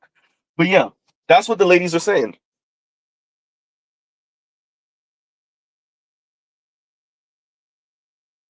This is what equity is about. And addressing Chrissy with that, the men are not signing up for that, Chrissy, and you know it. The white men are not signing up for that, Chrissy. They're signing up for it even less than the black men are, and you know it. Y'all not going, you're not. Listen, every woman under the sound of my voice. Maybe if you're in the top 20%, you could get this faux thing that look like it. But outside of that, y'all are not getting hypergamy and equality, or better yet, for y'all, equity simultaneously. You're not getting hypergamy and equity at the same time. That's cute. Nice try. Huh? What's the other word they're using, Z? Oh, egalitarian. Relating to or believing in the principle that all people are equal and deserve, oh, here we go, and deserve equal rights and opportunities. No matter what I contribute, I deserve equal rights and opportunities. And Mr. Z doesn't know if I actually disagree with that. Are you going to hold this gun, though? Are you walking downstairs with me when something go bump in the night?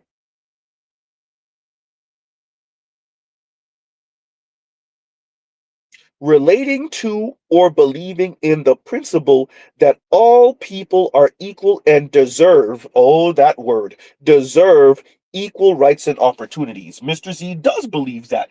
And how do you square, wait a minute, how do you square egalitarian with equity? Huh. So you deserve equal rights and opportunities. Mr. Z's a black man, so I don't disagree with that. But yet you still want to square this off with equity, where we're being fair and just, especially in ways that take account and seeks to address existing inequalities. This sounds like something that's going to be rigged in the favor of women. Ding, ding, ding, ding, ding. This sounds like y'all just trying to rig the entire game in ways that are favorable to women and F what the men are talking about. He's right, you know. Huh? That's what that sounds like.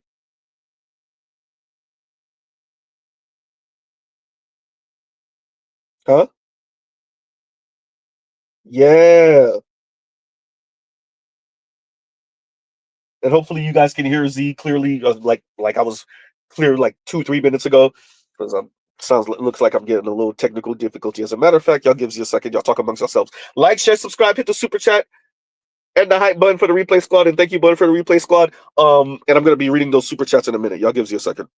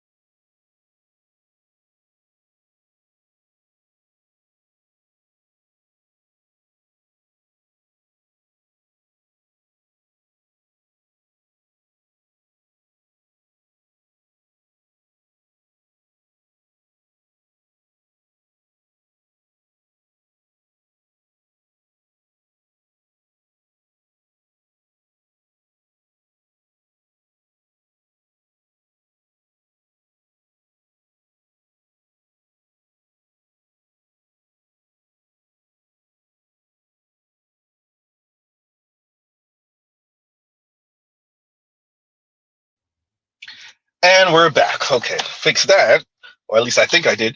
And this got to go in. This got to go in the book. This is going in the book. And from Africa I came says hyper quality or hyper equity, hyper equity, hyper equity. We're using it.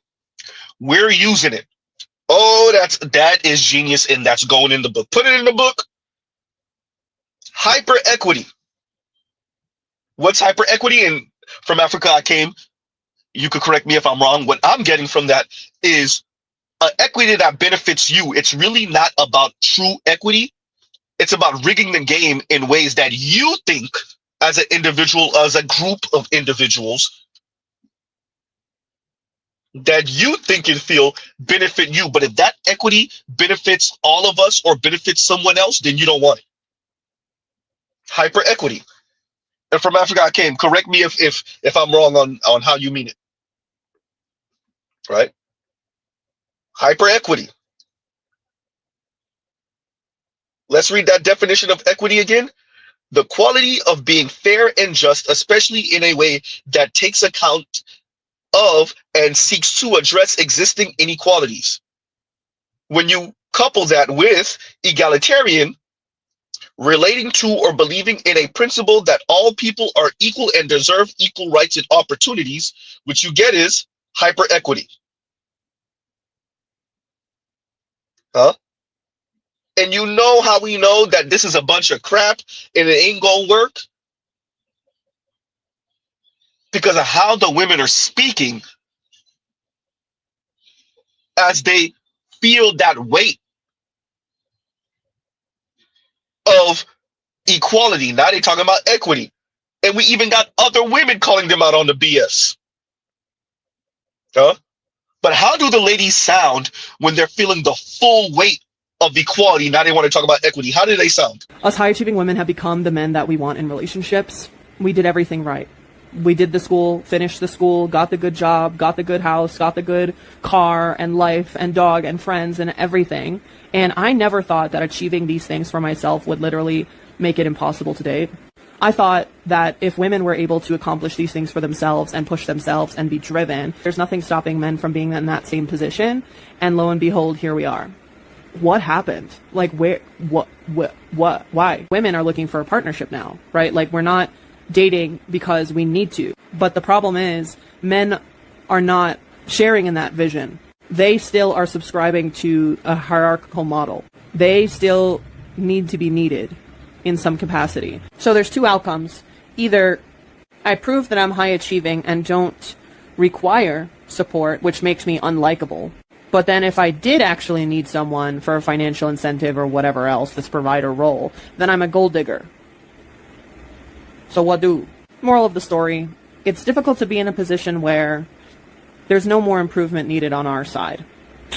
I don't think women should have to demote themselves in order to be palatable to men who need to be needed. I think the solution is men should be more driven to want to be wanted. But then when they try to do things that women want, other men are shaming them back into this toxic cycle of hierarchy.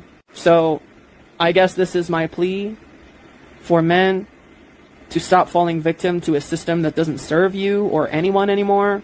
Or don't. That's fine. Unfortunately for you, madam, other women are calling y'all out on y'all BS because they appreciate, and we're going to read the definition that From Africa I Came gave us. He says, hypergamy plus equity. So it's fundamentally paradoxical. You can't pursue hypergamy in mating and have equity with your mate at the same time. And that's exactly what that lady is. She thinks she's being slick by trying to confuse us and, right? No, madam. Other women, accomplished, educated women, know exactly what y'all real issue is. Y'all are full of crap. Play it, Z.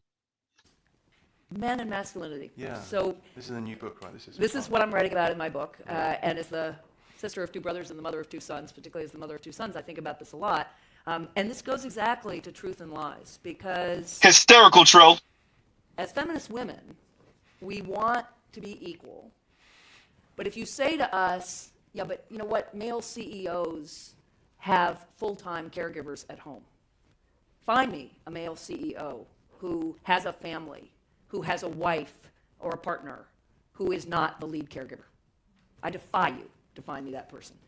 So then you say to the same women, so if we want to be CEOs, yes, we're superhuman and all that stuff, but you know what? Actually, you can't really expect us to do 24/7 jobs any differently than the guys do. So if we're going to be there and we're going to be in those top positions, we need a lead caregiver at home, as I have. My husband obviously has a full-time job, that's great, but he's the lead parent because I could not be the lead breadwinner if he were not the lead parent. I simply couldn't. Somebody's got to be home. I mean, even at 15 and 7, actually, particularly at 15 and 17, somebody has to be home. Yeah, right. As we discovered, we saw the doll's house last night. We came home. Our 15-year-old had been home alone. Somebody ought to be home. So The place was trash. a bit. Pizza boxes. We won't go there. So then you say, okay, so you want to be the CEO or the president of the university or the surgeon or the scientist, whatever. You've got to marry somebody who is willing to support you in the homework, the family work, in the way he's going to support you. Believe me, you're not going to be able to do what you want to do without him, but that's probably what you're going to have to do. And maybe you'll trade off, but he's going to have to do that part of the time. And at that point, many women get off the bus. They don't want to marry a guy like that. They don't think a guy like that is masculine. Indeed, the guys who do that, I know I'm in Brooklyn, and Brooklyn is the home of, Brooklyn gives the lie to all this. There are more stay-at-home dads here than probably anywhere else in the U.S., or work-from-home dads, or lead caregiver dads, or however you want to put it. But in most places in the U.S., those dads report that the women they engage with on the on the playground think they're a little odd. Do not think of them as a model of masculinity. We can't have it both ways, right? Just as I was told growing up, don't be too smart. You don't be too smart around a guy. He won't want you. Well, right, that vision of femininity had to change. It had to change. Guys had to think that women who are powerful and smart and competitive were attractive, because otherwise we couldn't do it. Well, you know what? We have to think that a guy who puts his family first, that a guy who says, no, I want to be the lead parent. I'm going to defer a promotion. I'm not going to be the most powerful guy out there. We have to say, you are a masculine, valued, wonderful man. And if we can't get there, we are not going to make this kind of change. Because we've gotten as far as we can get without doing that. We've got 15% of unbelievable super women who get really lucky, right? Or who have a lot of money, or who are just really superhuman, who manage to make it work, but we're not going to get further than that. So it's really about changing the way we think about it. It's not only, but a lot of it is about changing how we think about men and what we think a masculine, attractive guy is. That's the question for the coming generation, as it were. Yep. That's going to, okay. And what did Anne Marie Slaughter say? We have about 15% of superhuman women. I would argue, okay, let's go with the number. 15% of women who could thug it out on their own. 15% of women who are going to find the super ultra mega wealthy man and they could play house egalitarian, right? They'll get married, have the children, and maybe they stay married for a lifetime, right? And they could play this equity crap. And all the other 85% of women, yeah, about that. See, the way the math works. Z, what that got to do with Chrissy? Chrissy, this is the real issue, especially for women like you. No wonder y'all run into the white dudes. Y'all price y'all vagina out the game. You want luxurious life, fine. You're still assholes, oops. And so some white man, you think some mythical, magical white man supposed to save you from being a black woman born and raised in America.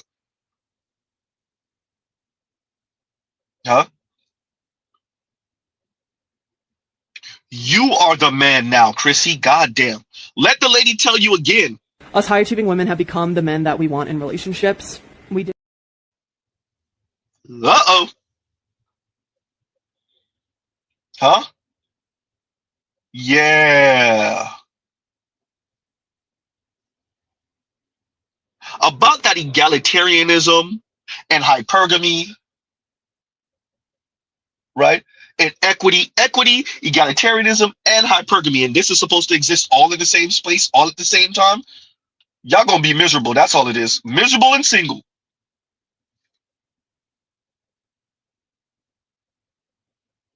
Say that, and Lion says today's women have to thug it out because they aren't offering what the men want, and they think it's sexist crap that the men want. The men are sexist, huh? It's disempowering to want a man and definitely to care what men want.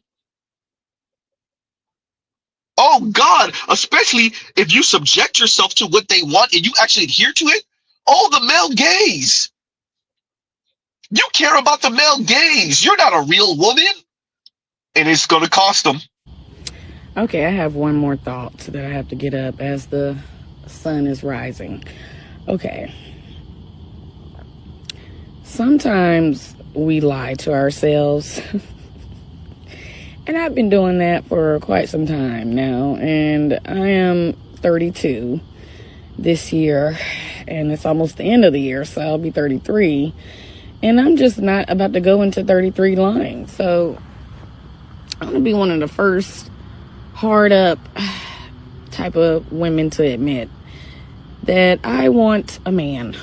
I may actually need a man. That feels so disempowering sometimes to say in 2025. And people make you feel like, oh, you're weak. It's like, fuck it. I want a man. I don't necessarily... Yes. And what does the caption say? Is it a crime? I want and need a man. And the brother Gothic says something like, they got our women, debatable. They got our women feeling bad for acknowledging that they want and need a man.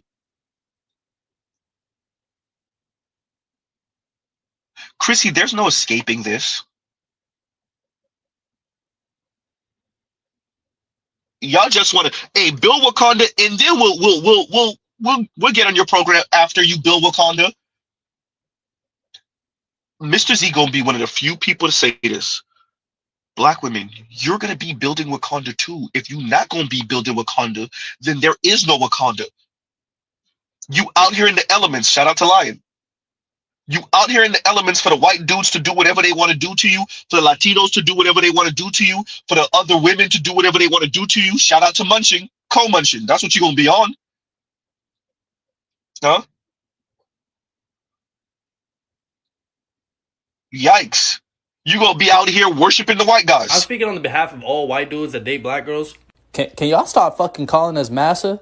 What the fuck do I... You know what you're doing. You know, like, what the fuck am I supposed to say?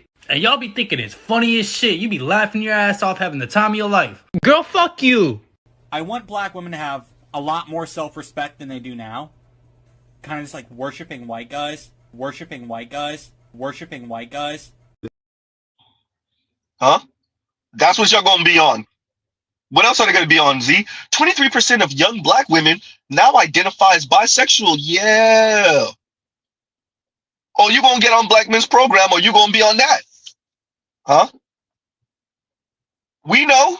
Black women do not be having the options that they say they got. And before you jump in my comments, no, I don't have a man. No, I don't have options. Okay, so I beat you to it. There you go. I already beat you to it. So if that's all you care about, you can go and scroll past this video. Anyway. Huh? Oh, we know.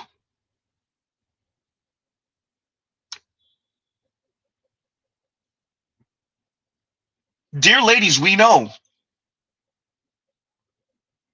Huh? Then when we're on the other side of 30, on the other side of 35, on the other side of 40 years old, that's when black women, and quite frankly, a lot of women, who was out here on the cock carousel doing whatever they wanted to do, whether they have children or not, on the other side of 30, it depends on when they finally get hit with that bill. It depends on when they finally say, I can't, oh my God, I just want to sit down. I'm working so much. I'm doing 60 plus hours a week, or I'm doing 40 hours a week and it's not enough. And these bills and this life. Some of them, life start breaking them at 28, 30. The rest, they can hold on until 35, 40, 45. None of them make it past 55. Like none. None of them make it past 55. They be gone. The strongest of the strong can hold out until 50. What they look like after that, Z? I'll do whatever you want. I'll cook for you, wait on you, make love to you. I can make you happy, Josh. I can make you so happy.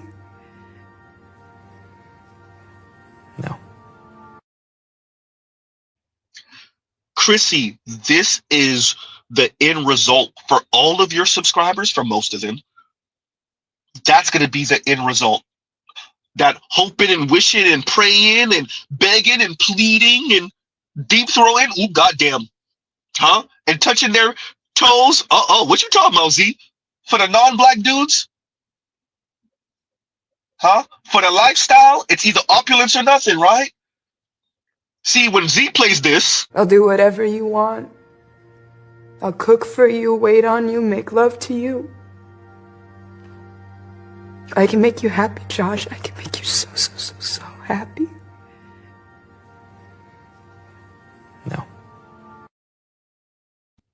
see, when Z plays that, it's funny and it's from a movie, so it's like, Z, nah, that ain't how women sound, right? That's not how black women sound. Oh, did y'all forget Mr. Z plays this all the time? Is this not a real black woman?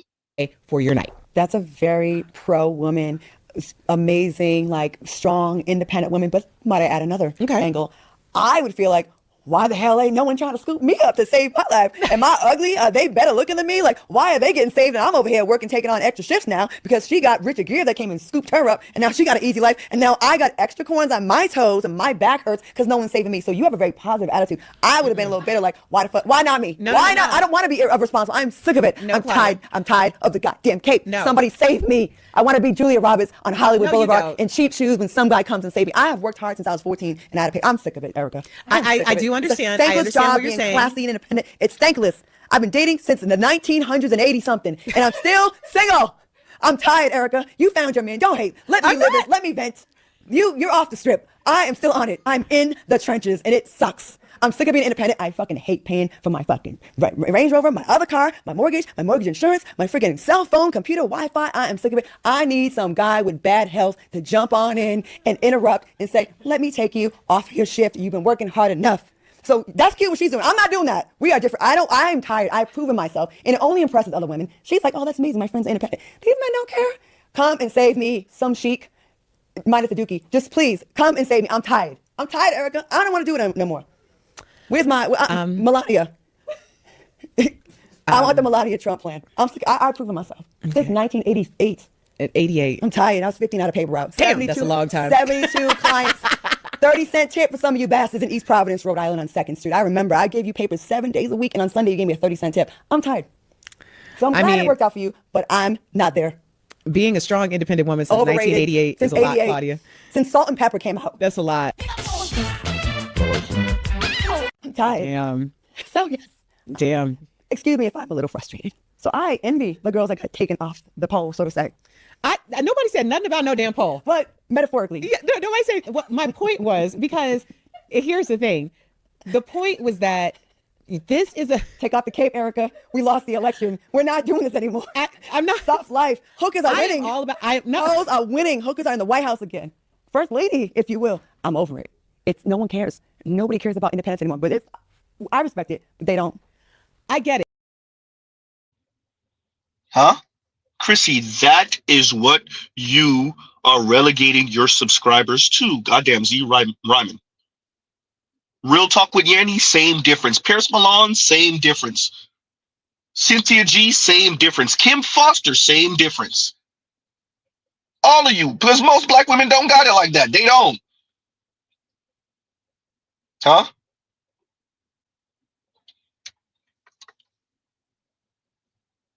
That's what you're relegating them to. Oh, and Chrissy, isn't Claudia Jordan a preference? Huh? Italian black mix, isn't she exotical?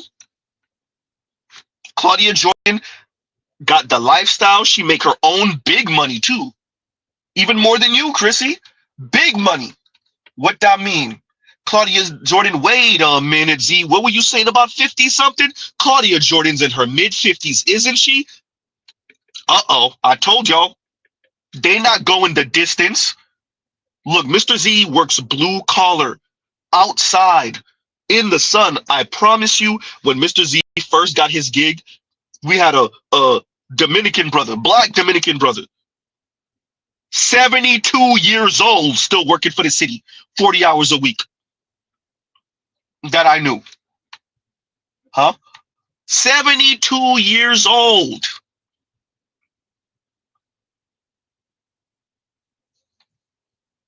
Huh? Yikes. Doing right by his family. How many black women are going to go the distance? 72 years old? Huh?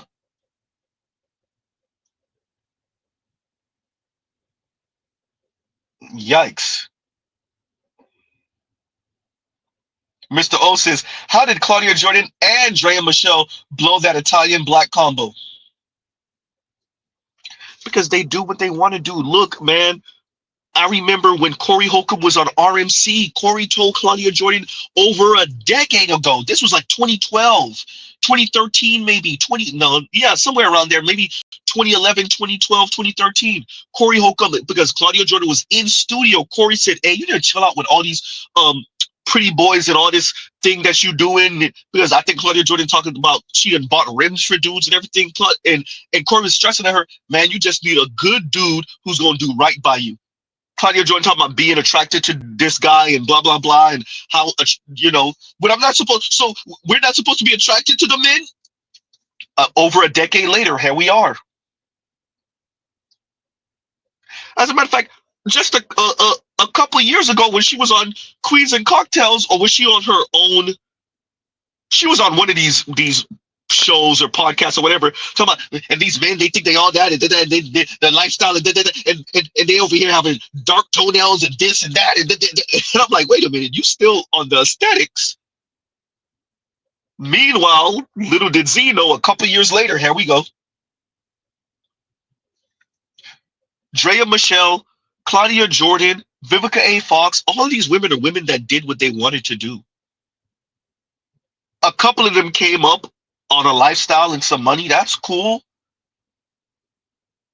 That's all right. These are the ones that are doing better than most. Better than the vast majority of women, namely black women. At least Drea Michelle keep on getting these celebrity and athlete dudes to sign up. That's not going to be the case for the vast majority of black women. And when I say the vast majority, I don't mean 65%. I mean 99%. Drea Michelle at least got some of these dudes to sign up. The majority of black women don't have the looks. They don't have the comportment. They're not in the right circles. It's just not going to happen. It's not going to happen. It's not. No.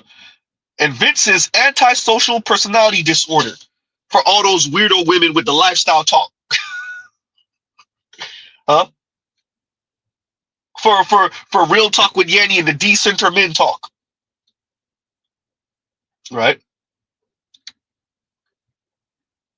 And thank you for the super chat. Thank you for the super chat. Like, share, subscribe, hit the super chat. And the thank you button for the replay squad. And the hype button for the replay squad. There you go. All right. Antisocial personality disorder. The beauty of the internet is we're letting women talk. We are letting women talk. And when we let women talk, it makes it real difficult for everyone to speak like women are morally superior to men, particularly in the black community. It makes it real difficult to talk like women are superior to men when they talk like this. I do believe genuinely that there needs to be a public works department that is dedicated to being mean to men, like Parks and Rec, like sewage, like being mean to men. Or we could laterally integrate, whatever that means. I don't know what that means. We could laterally integrate being mean to men into these departments, like pick up the trash, degrade a man, you know what I mean? Clean up a park, insult a man. We've said it time and time again. Women in a relationship with a shitty man, we turn him into a good man for the next woman, right? What if we all just collectively, because what's happening in those relationships is we're bullying them. That's what's happening. What if we all just did that? I do think that is what keeps the world safe. The world's not even safe, honestly. But I think it will make the world safer. I think it is akin to picking up trash on the side of the road. Yeah, I think being mean to men is like picking up trash on the side of the road. It's something that has to be done to keep our streets clean, clear, and kind. Someone's got to do it. Bully a man, save a woman. Antisocial personality disorder, right? What else looks like antisocial personality disorder, Z? The problem is we don't have enough women disrespecting men. We don't have enough women humbling these men and putting them in their place. We need to start making these men feel worthless because they are, okay? Call him a bitch. Disrespect him. Put him down. Make him feel bad about himself. Like, what's going on here? I feel like we're losing the plot. Like, I'm seeing too many marriages and too many people getting in these relationships. That's why these men think that they're the prize. Because y'all are putting them on this pedestal, making them feel like they're the prize. No. It's your job as a woman to put that man down and put him in his place. Treat him like the animal he is. Where are you technocrats? Where are you? All you tastemakers. All you that's riding the algorithm on YouTube and on TikTok, and on Instagram, on Facebook. Where are all of you? Goddamn Z. What, y'all don't see these videos? So let me get this right. Z's algorithm is so messed up, I see these videos, but you don't. No, y'all are cowards. Y'all do see these videos and y'all pretend like y'all don't. Because you truly believe that black women are morally superior to black men, or that I understand. I mean, you have to understand how mean society is. I understand why they're responding that way to society and like the black men and their colorism and their featureism and texturism. I get it. I understand. The sexism in the system, the misogynoir in the system. Colorism in the system, right? But if you are broke and I choose to deal with you, I will belittle you. It is what it is. Shout out to Vince. Antisocial personality disorder. What else is antisocial personality disorder, Z? I'm gonna need to see a lot more manipulation, a lot more gaslight, a lot more projection. I want to see you guys tell a man no offense right before you offend him. I need to see a lot more triangulation. Right before a man finishes his point, I want you to change the topic completely. I want to see you guys say no disrespect and then proceed with hella disrespect. I want to see more comparisons, preferably to celebrities. Insults, insults, insults, and get creative with it. I need to see you guys calling the police more often and pressing charges every time. Bring up his dad randomly whenever you can. Lie randomly. I need to see us giving full disclosure on things that we probably shouldn't give full disclosure on.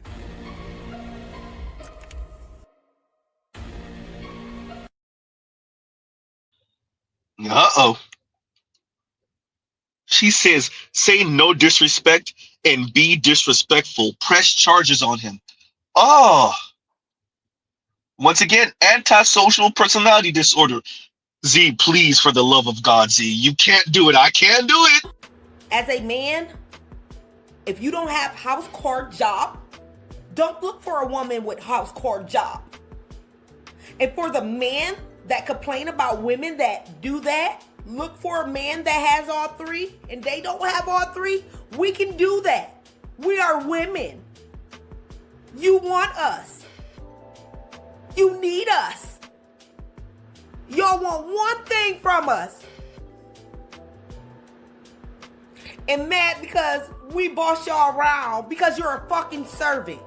You're a provider, right? You're a protector, right? You're a security guard and you're a goddamn assistant. Know your place. Stop being contradicting. And bow down. Because I'm sick of it.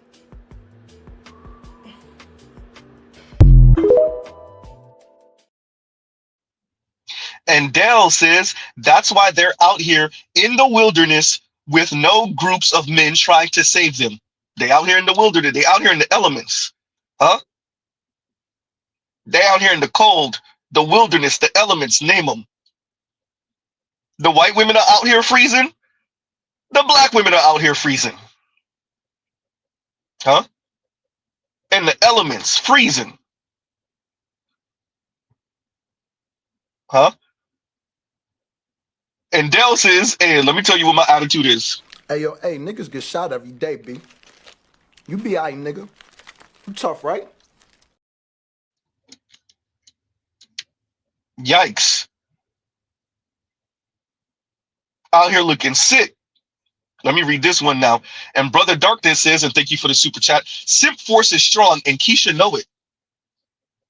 Ah, but that simp force is dwindling. You know how them young brothers talk now? That's how it starts, you know. Taking bitches out to eat, meals and whatnot. Next thing you know, you wake up in a rest haven for hoes. A sanctuary for scandalous skeezers and stunts. That's how the young brothers are talking. It's not just us millennials, especially us older millennials, us Xers, and even maybe some of the youngest of boomers. No, the young brothers are like, no, screw that. That's how it starts, you know. Taking bitches out to eat, meals and whatnot. Next thing you know, you wake up in a rest haven for hoes. A sanctuary for scandalous skeezers and stunts. Huh? The young black men, they're not trying to spend their money on these women. The second some of these weirdo elders, these Christian elders, these simp-ass elders start talking to them, the Steve Harvey, it's your job, it's a man's job to take care of some women and some kids. Those young brothers start looking at their wallet and their money like, what? Who? Nope. Can't do it. Can't hear you either. Huh? Spend what money on what? On who?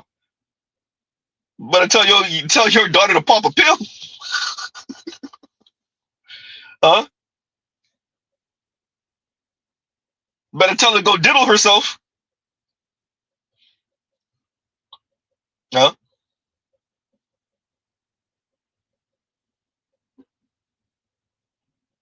And Lion says, I need Ed's clip. Oh yeah, when they start talking about end up with a white man stuff. So Lion says, I need Ed's clip. Look, whenever black women talk about black men like we're hating on them, shout out to all those women who talk about black men like we're hating on them. We're the reason that they're not out here swirling and divesting. Shout out to you ladies, because for real though. Mario, Jorge, Cartwright, Shang Tsung, we got a thrift store of leftover bitches. They're leftover because apparently it ain't enough niggas is worth a damn. Whatever. Point is they left over. We need you to come pick them up. No instruction manual. Figure it out.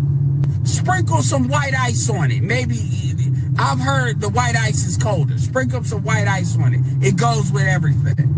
If you come within the next 24 hours, we'll give you a complimentary book on how to date black women for white men. That's a $4 value. Ah. Huh? Shout out to Lion, shout out to Ed. They act like we trying to hold them hostage. No, we tired of you talking crap.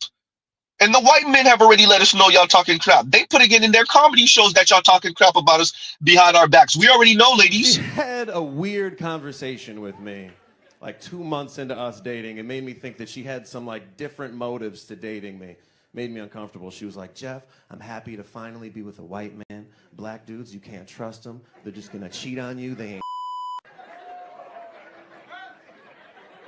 You know how uncomfortable you feel right now? Imagine how I felt. This is in real life for me. This is just a story for you. I felt uncomfortable as shit. I didn't know what to do. So I talked to a black friend of mine. His name's Josh. I was like, Josh, told him the whole story. He's like, Jeff, I'll tell you what you got to do, but you might not like it. I'm like, all right, let me have it. He's like, Jeff, for the culture, you got to cheat on that. That's what...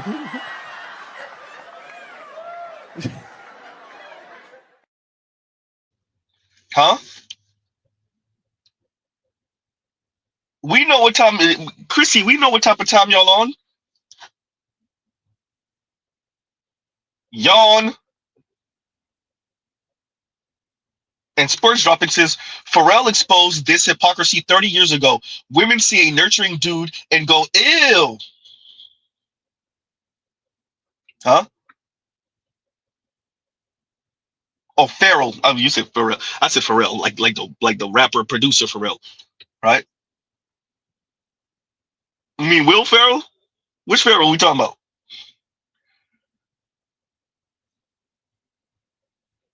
And that's all it is. Look, I'm going to end out in a little bit. I'm going to read the few more super chats, but the ladies really are insulting. And that's okay. Shout out to Sergeant Lee Pete. Once again, my title is Entertaining BS. It's going to change to Entertaining the BS, which Mr. Z has done for over 2 hours at this point. We got things to do. Reckless streams. Once again, don't put in the comments. Don't put in the comments. We're not trying to hold black women hostage, but we appreciate black women got nowhere else to go. And while they have nowhere else to go, black men will no longer take the temper tantrums and the insults and the belittling. We know y'all don't got nowhere else to go. We know. Huh?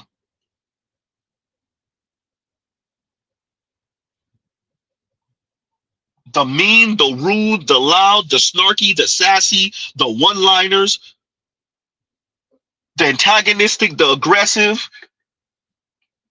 all of that to make up for not being a rich or elite white woman. Get out of here. Huh? Oh, Warren Farrell. Okay, thank you, sports driver. Warren Farrell.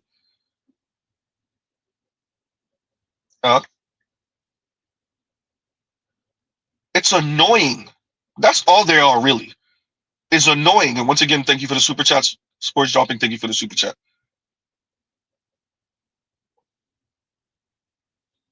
That's why Chris Rock said distance and irritation. That's what they do. That's all they're engaging in. And KMS says, and thank you for the super chat, black women selling bikinis in a blizzard and fur coats in a heat wave not only are offering what I don't want, but the literal polar opposite. That's funny. That's a double entendre. The polar opposite. I hear you. Right? Yeah, it's freezing outside and they offering bikinis. Huh? It's freezing outside and they offering bikinis. It's a heat wave and they offering fur coats. Yeah, nah. Right. And that's okay. Look, this is the cost of not caring what men, black men in particular, think. As the young lady said, she sees it as disempowering because they're all getting the same message. By the way, that's why I have this on standby. Y'all want to come in my comments talking about male-centered, decenter men. You know who I'm decentering? I'm decentering you that think that all women should think like you. I'm decentering you fake ass girl ass. I am decentering you because you're the problem. For my life and my experiences, you have always been the problem. Huh? They're all getting the same message. That's why, and I have the clip somewhere on my phone also where they preface their statement by saying, look, I've done it long enough. I can't do it no more. They're not. I want y'all to understand when Z says this. When you hear women, namely black women, say that, they're not talking to black men. They're talking to black women. They're not talking to black men. They're talking to black women.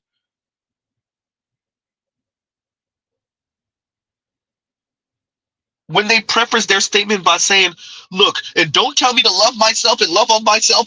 I've loved myself enough. They're not talking to black men. They're not talking to men. They're talking to black women in specific. When you hear a black woman say that, she's speaking to black men. She's talking to black men. I'm sorry, she's talking to black women.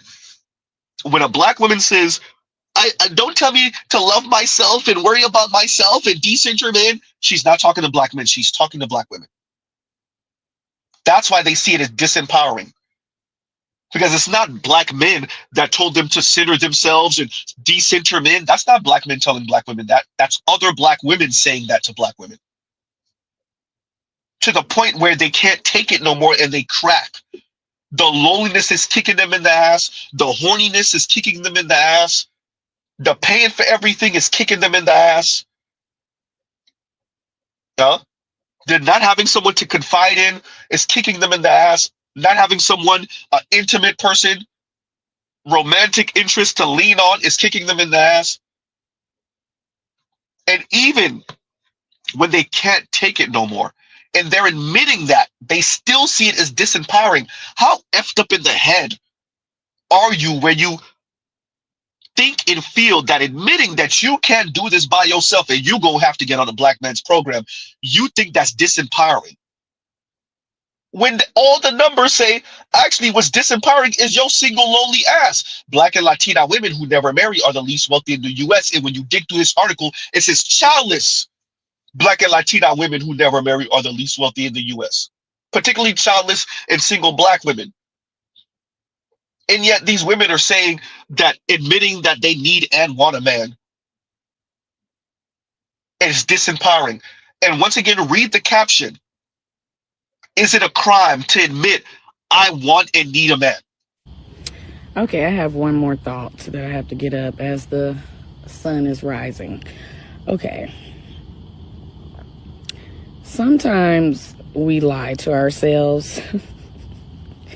And I've been doing that for quite some time now. And I am 32 this year.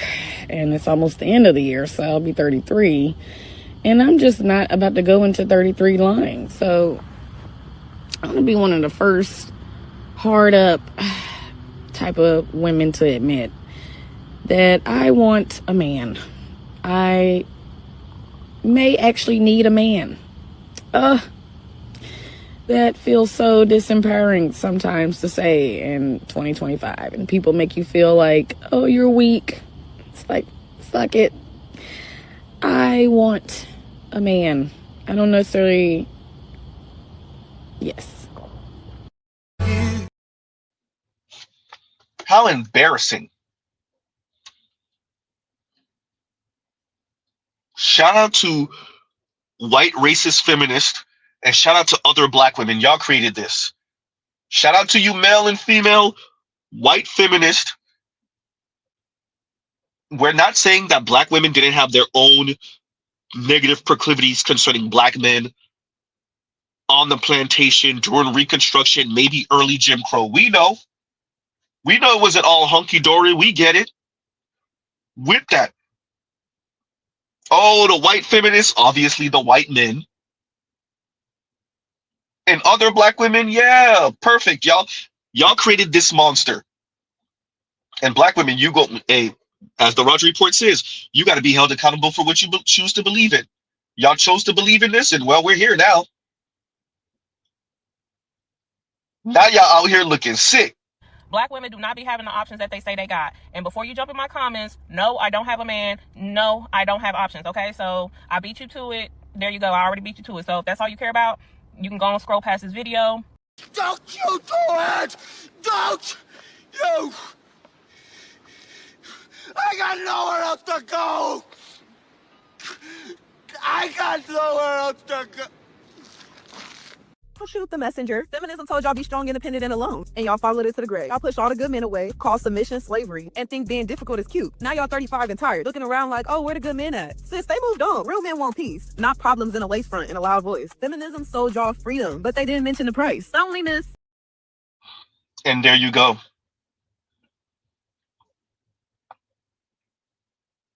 Hyper equity. Yep, that's it. And Inspired Truth is chirping in to the morning stream. What's going on, bro? Thank you. And thank you for the super chat. So on that note, y'all know Z got things to do. Regular streams, don't put it in the comments. So we got things to do. Look. Shout out to Sarge Willie Pete. Shout out to Z. We over here entertaining the BS. Sarge, Chrissy's video was in bad faith in the first place. Let's wrap up with that. It's a bad faith argument that's coming from black women, including the black women and luxury women. They're not going to end up with a really well-off white dude for almost any of them. They're not going to end up with the black man. Number one, the numbers just are not enough. It's not enough, not for the lifestyle they want. They're talking six figures. That's because they can't count. Once again, shout out to the Raj report. That's because they can't count, because what they really want are millionaires, liquid millionaires, by the way. So that's number one. There's just not enough. I think some 2.3%, 2.45% of Americans are liquid million. Not when you add up all their assets, it's a million. No, liquid, a million in the bank somewhere. So that's number one before we even start off. Number two, these black women would have to get their hands dirty also, raising the boys, uplifting the men, so that they can live that lifestyle, and they don't want to do it. As you said, Sarge, me and you are in agreement on that. They don't want to do it. Sarge, you grew up different than Z. You could keep on telling these women they're not going to get their hands dirty. Yes, they will. Shout out to Chrissy. All that waiting at the finish line for the lifestyle, have fun with that. You ain't going to build, you're not going to get your hands dirty too? Have fun. And where are black women now that have that mindset? Oops. Still trying to get chose by a non-black man and being single out here and getting piped on by everyone. Black men, white men, Latino men, Asian men. The masses of black women that's on that type of time don't really got nothing to show for it. If they're lucky, maybe one or two car notes paid off. Maybe a luxury bag. Maybe a trip somewhere. Maybe. And that's a hard-ass maybe. They don't got nothing to show for it.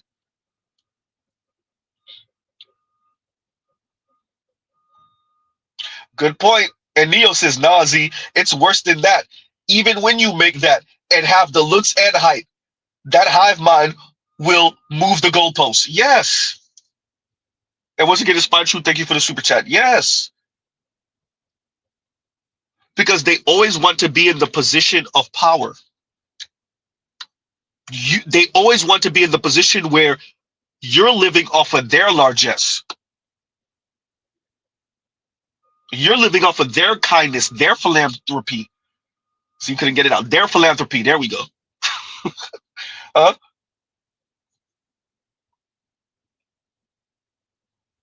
Regardless, if you're the one who came in with the money, you're the one who came in with the connections, you're the one who came in with the hookup.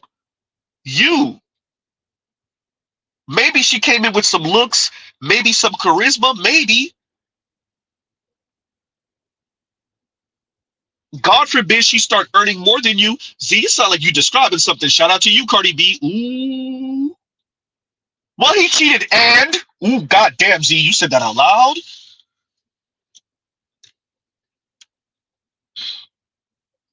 Huh? He cheated, she cheated. He don't have no kids outside and her. Oops. Yep, well, okay. Well.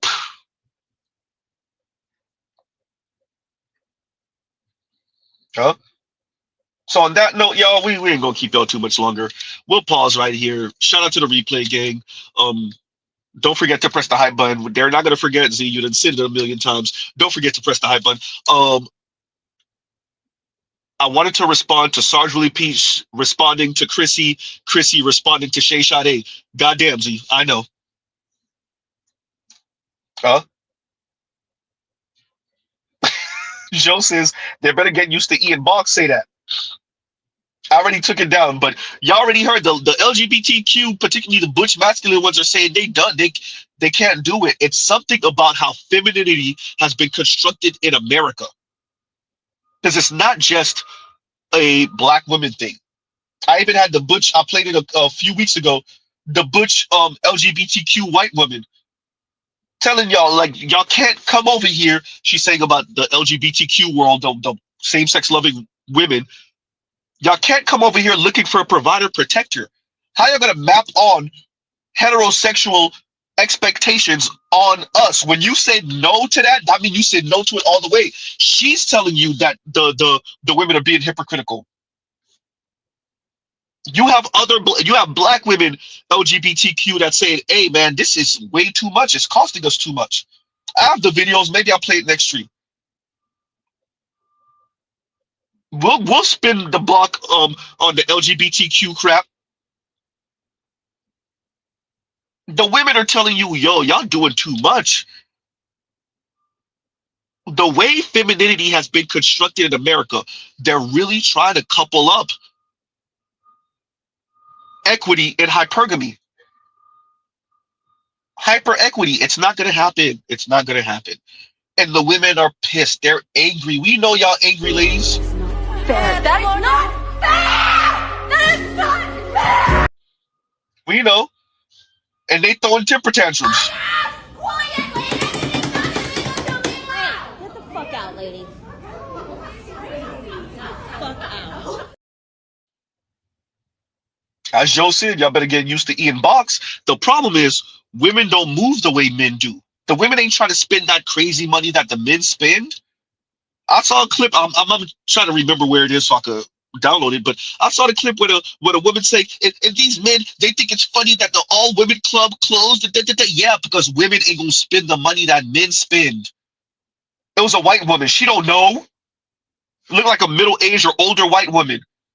And we're doing this for our safety. And then shut the hell up. Women are not gonna spend the money that men. Y'all can open up every goddamn bar. It's not gonna stay open. Who's gonna pay? Who's gonna buy out VIP?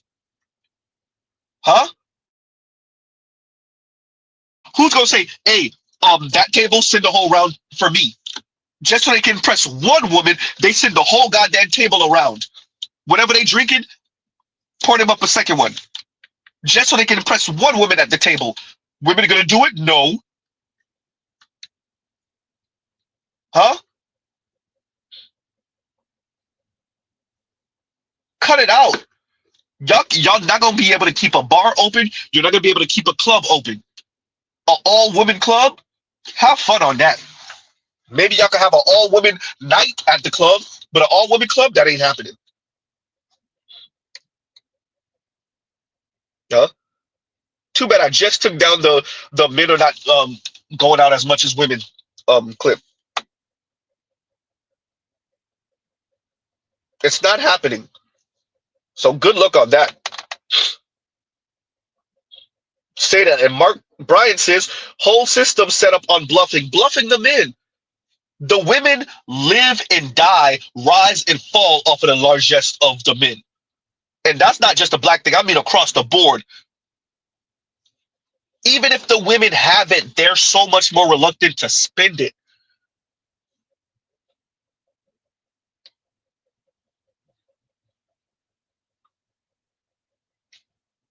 Huh? Trail said they're called that's funny. Trail says they're called lesbian bars. No, I'm not sure if this one that the lady was speaking about was about like same-sex loving in particular. I think it was just like a bar or club that was just for women, whether they're same-sex loving or not. That's the way at least it was framed when I watched the clip. She didn't make it seem like it was about, their sexual orientation or whatnot. Either way, the women ain't spending it like that. I'm not saying every once in a while you might not have a woman that's like, hey, me and my friends I'll buy all of our drinks. Yeah, that might happen every once in a while, but they're not pulling that like how men do.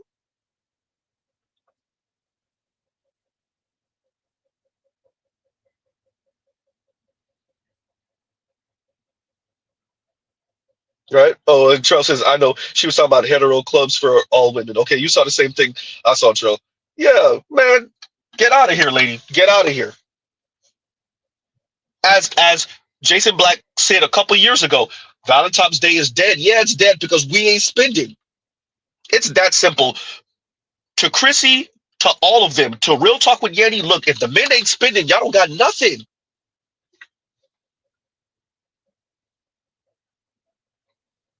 And Black Uru says, even if they have it, it goes against their primal survival instincts to spend it when men are around. There you go.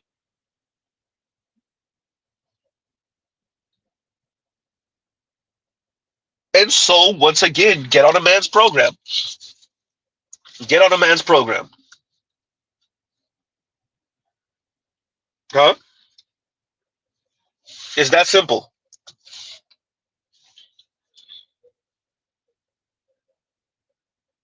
So shout out to Sarge Willie Pete. Mr. Z came around and pretty much told Sarge Willie Pete he's entertaining the BS, and then Mr. Z turned around and entertained the BS for like over 2 hours, like 2.5 hours. Chrissy's just gonna keep on talking, Sarge. Her issue is that she's not an upper middle class and above white woman. And as you said, the problem is that black women don't want to raise the boys. They don't want to uplift the men and speak positively about black men and breathe life into black men and breathe life into black boys because they want to maintain the power dynamic while also living the life of a woman who's living in the lap of hypergamy. And it's just not going to happen. Huh?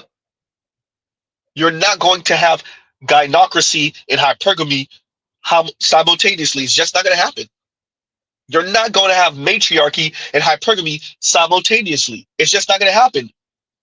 Oh, you're about to crush their hearts. You're not going to have equality and hypergamy simultaneously. You're not going to have equity and hypergamy simultaneously. You're not going to have egalitarianism and hypergamy simultaneously. And all women right now in the West, that's what they try to do. That's not just a black woman thing. They all trying to pull that stunt. I want something a little bit more egalitarian. I want something with equity. I want equality and hypergamy at the same time. Yeah, have fun on that. Have fun on that. Yes, black women are the loudest, but that's not a black woman thing. That's a woman thing. In the West, in America, oh yeah, that's a woman thing. Huh? So on that note, y'all, we'll pause right here. Shout out to you ladies. Shout out to Chrissy. Shout out to Sarge Willie Pete. Shout out to Shay Sade. Once again, we are responding to Sarge Willie Pete, responding to Chrissy, responding to Shay Sade. Huh? God damn it, that I highlighted already. God damn it. Black Ruru got me. And Black Ruru says, don't we have Sarge to blame for validating and empowering and drawing black women's support to Chrissy when she started out? God damn it, Black Ruru. I spent the whole stream not saying it. I spent the whole stream not saying it. And my quick finger ass saw Black Guru's title and clicked on the comment, and god damn it, and there you go. Well, Sarge, I'm just saying. I'm just saying. Anyway, on that note, we just gonna let Black Guru have the final comment. Right? On that note, we gonna pause right here. Love, peace, and chicken grease. Y'all go check out other Black Management content, other non-management content. I'm just saying, Sarge, I'm just saying. Either Black Guru's right or he's not right. Just saying. Right? And on that note, Mr. Z out. Jeez. Black Guru got me last minute. All right, y'all. Mr. Z out. Oh, yeah. Like, share, subscribe. Hit the thank you button and the hype button. All right, y'all. Mr. Z out.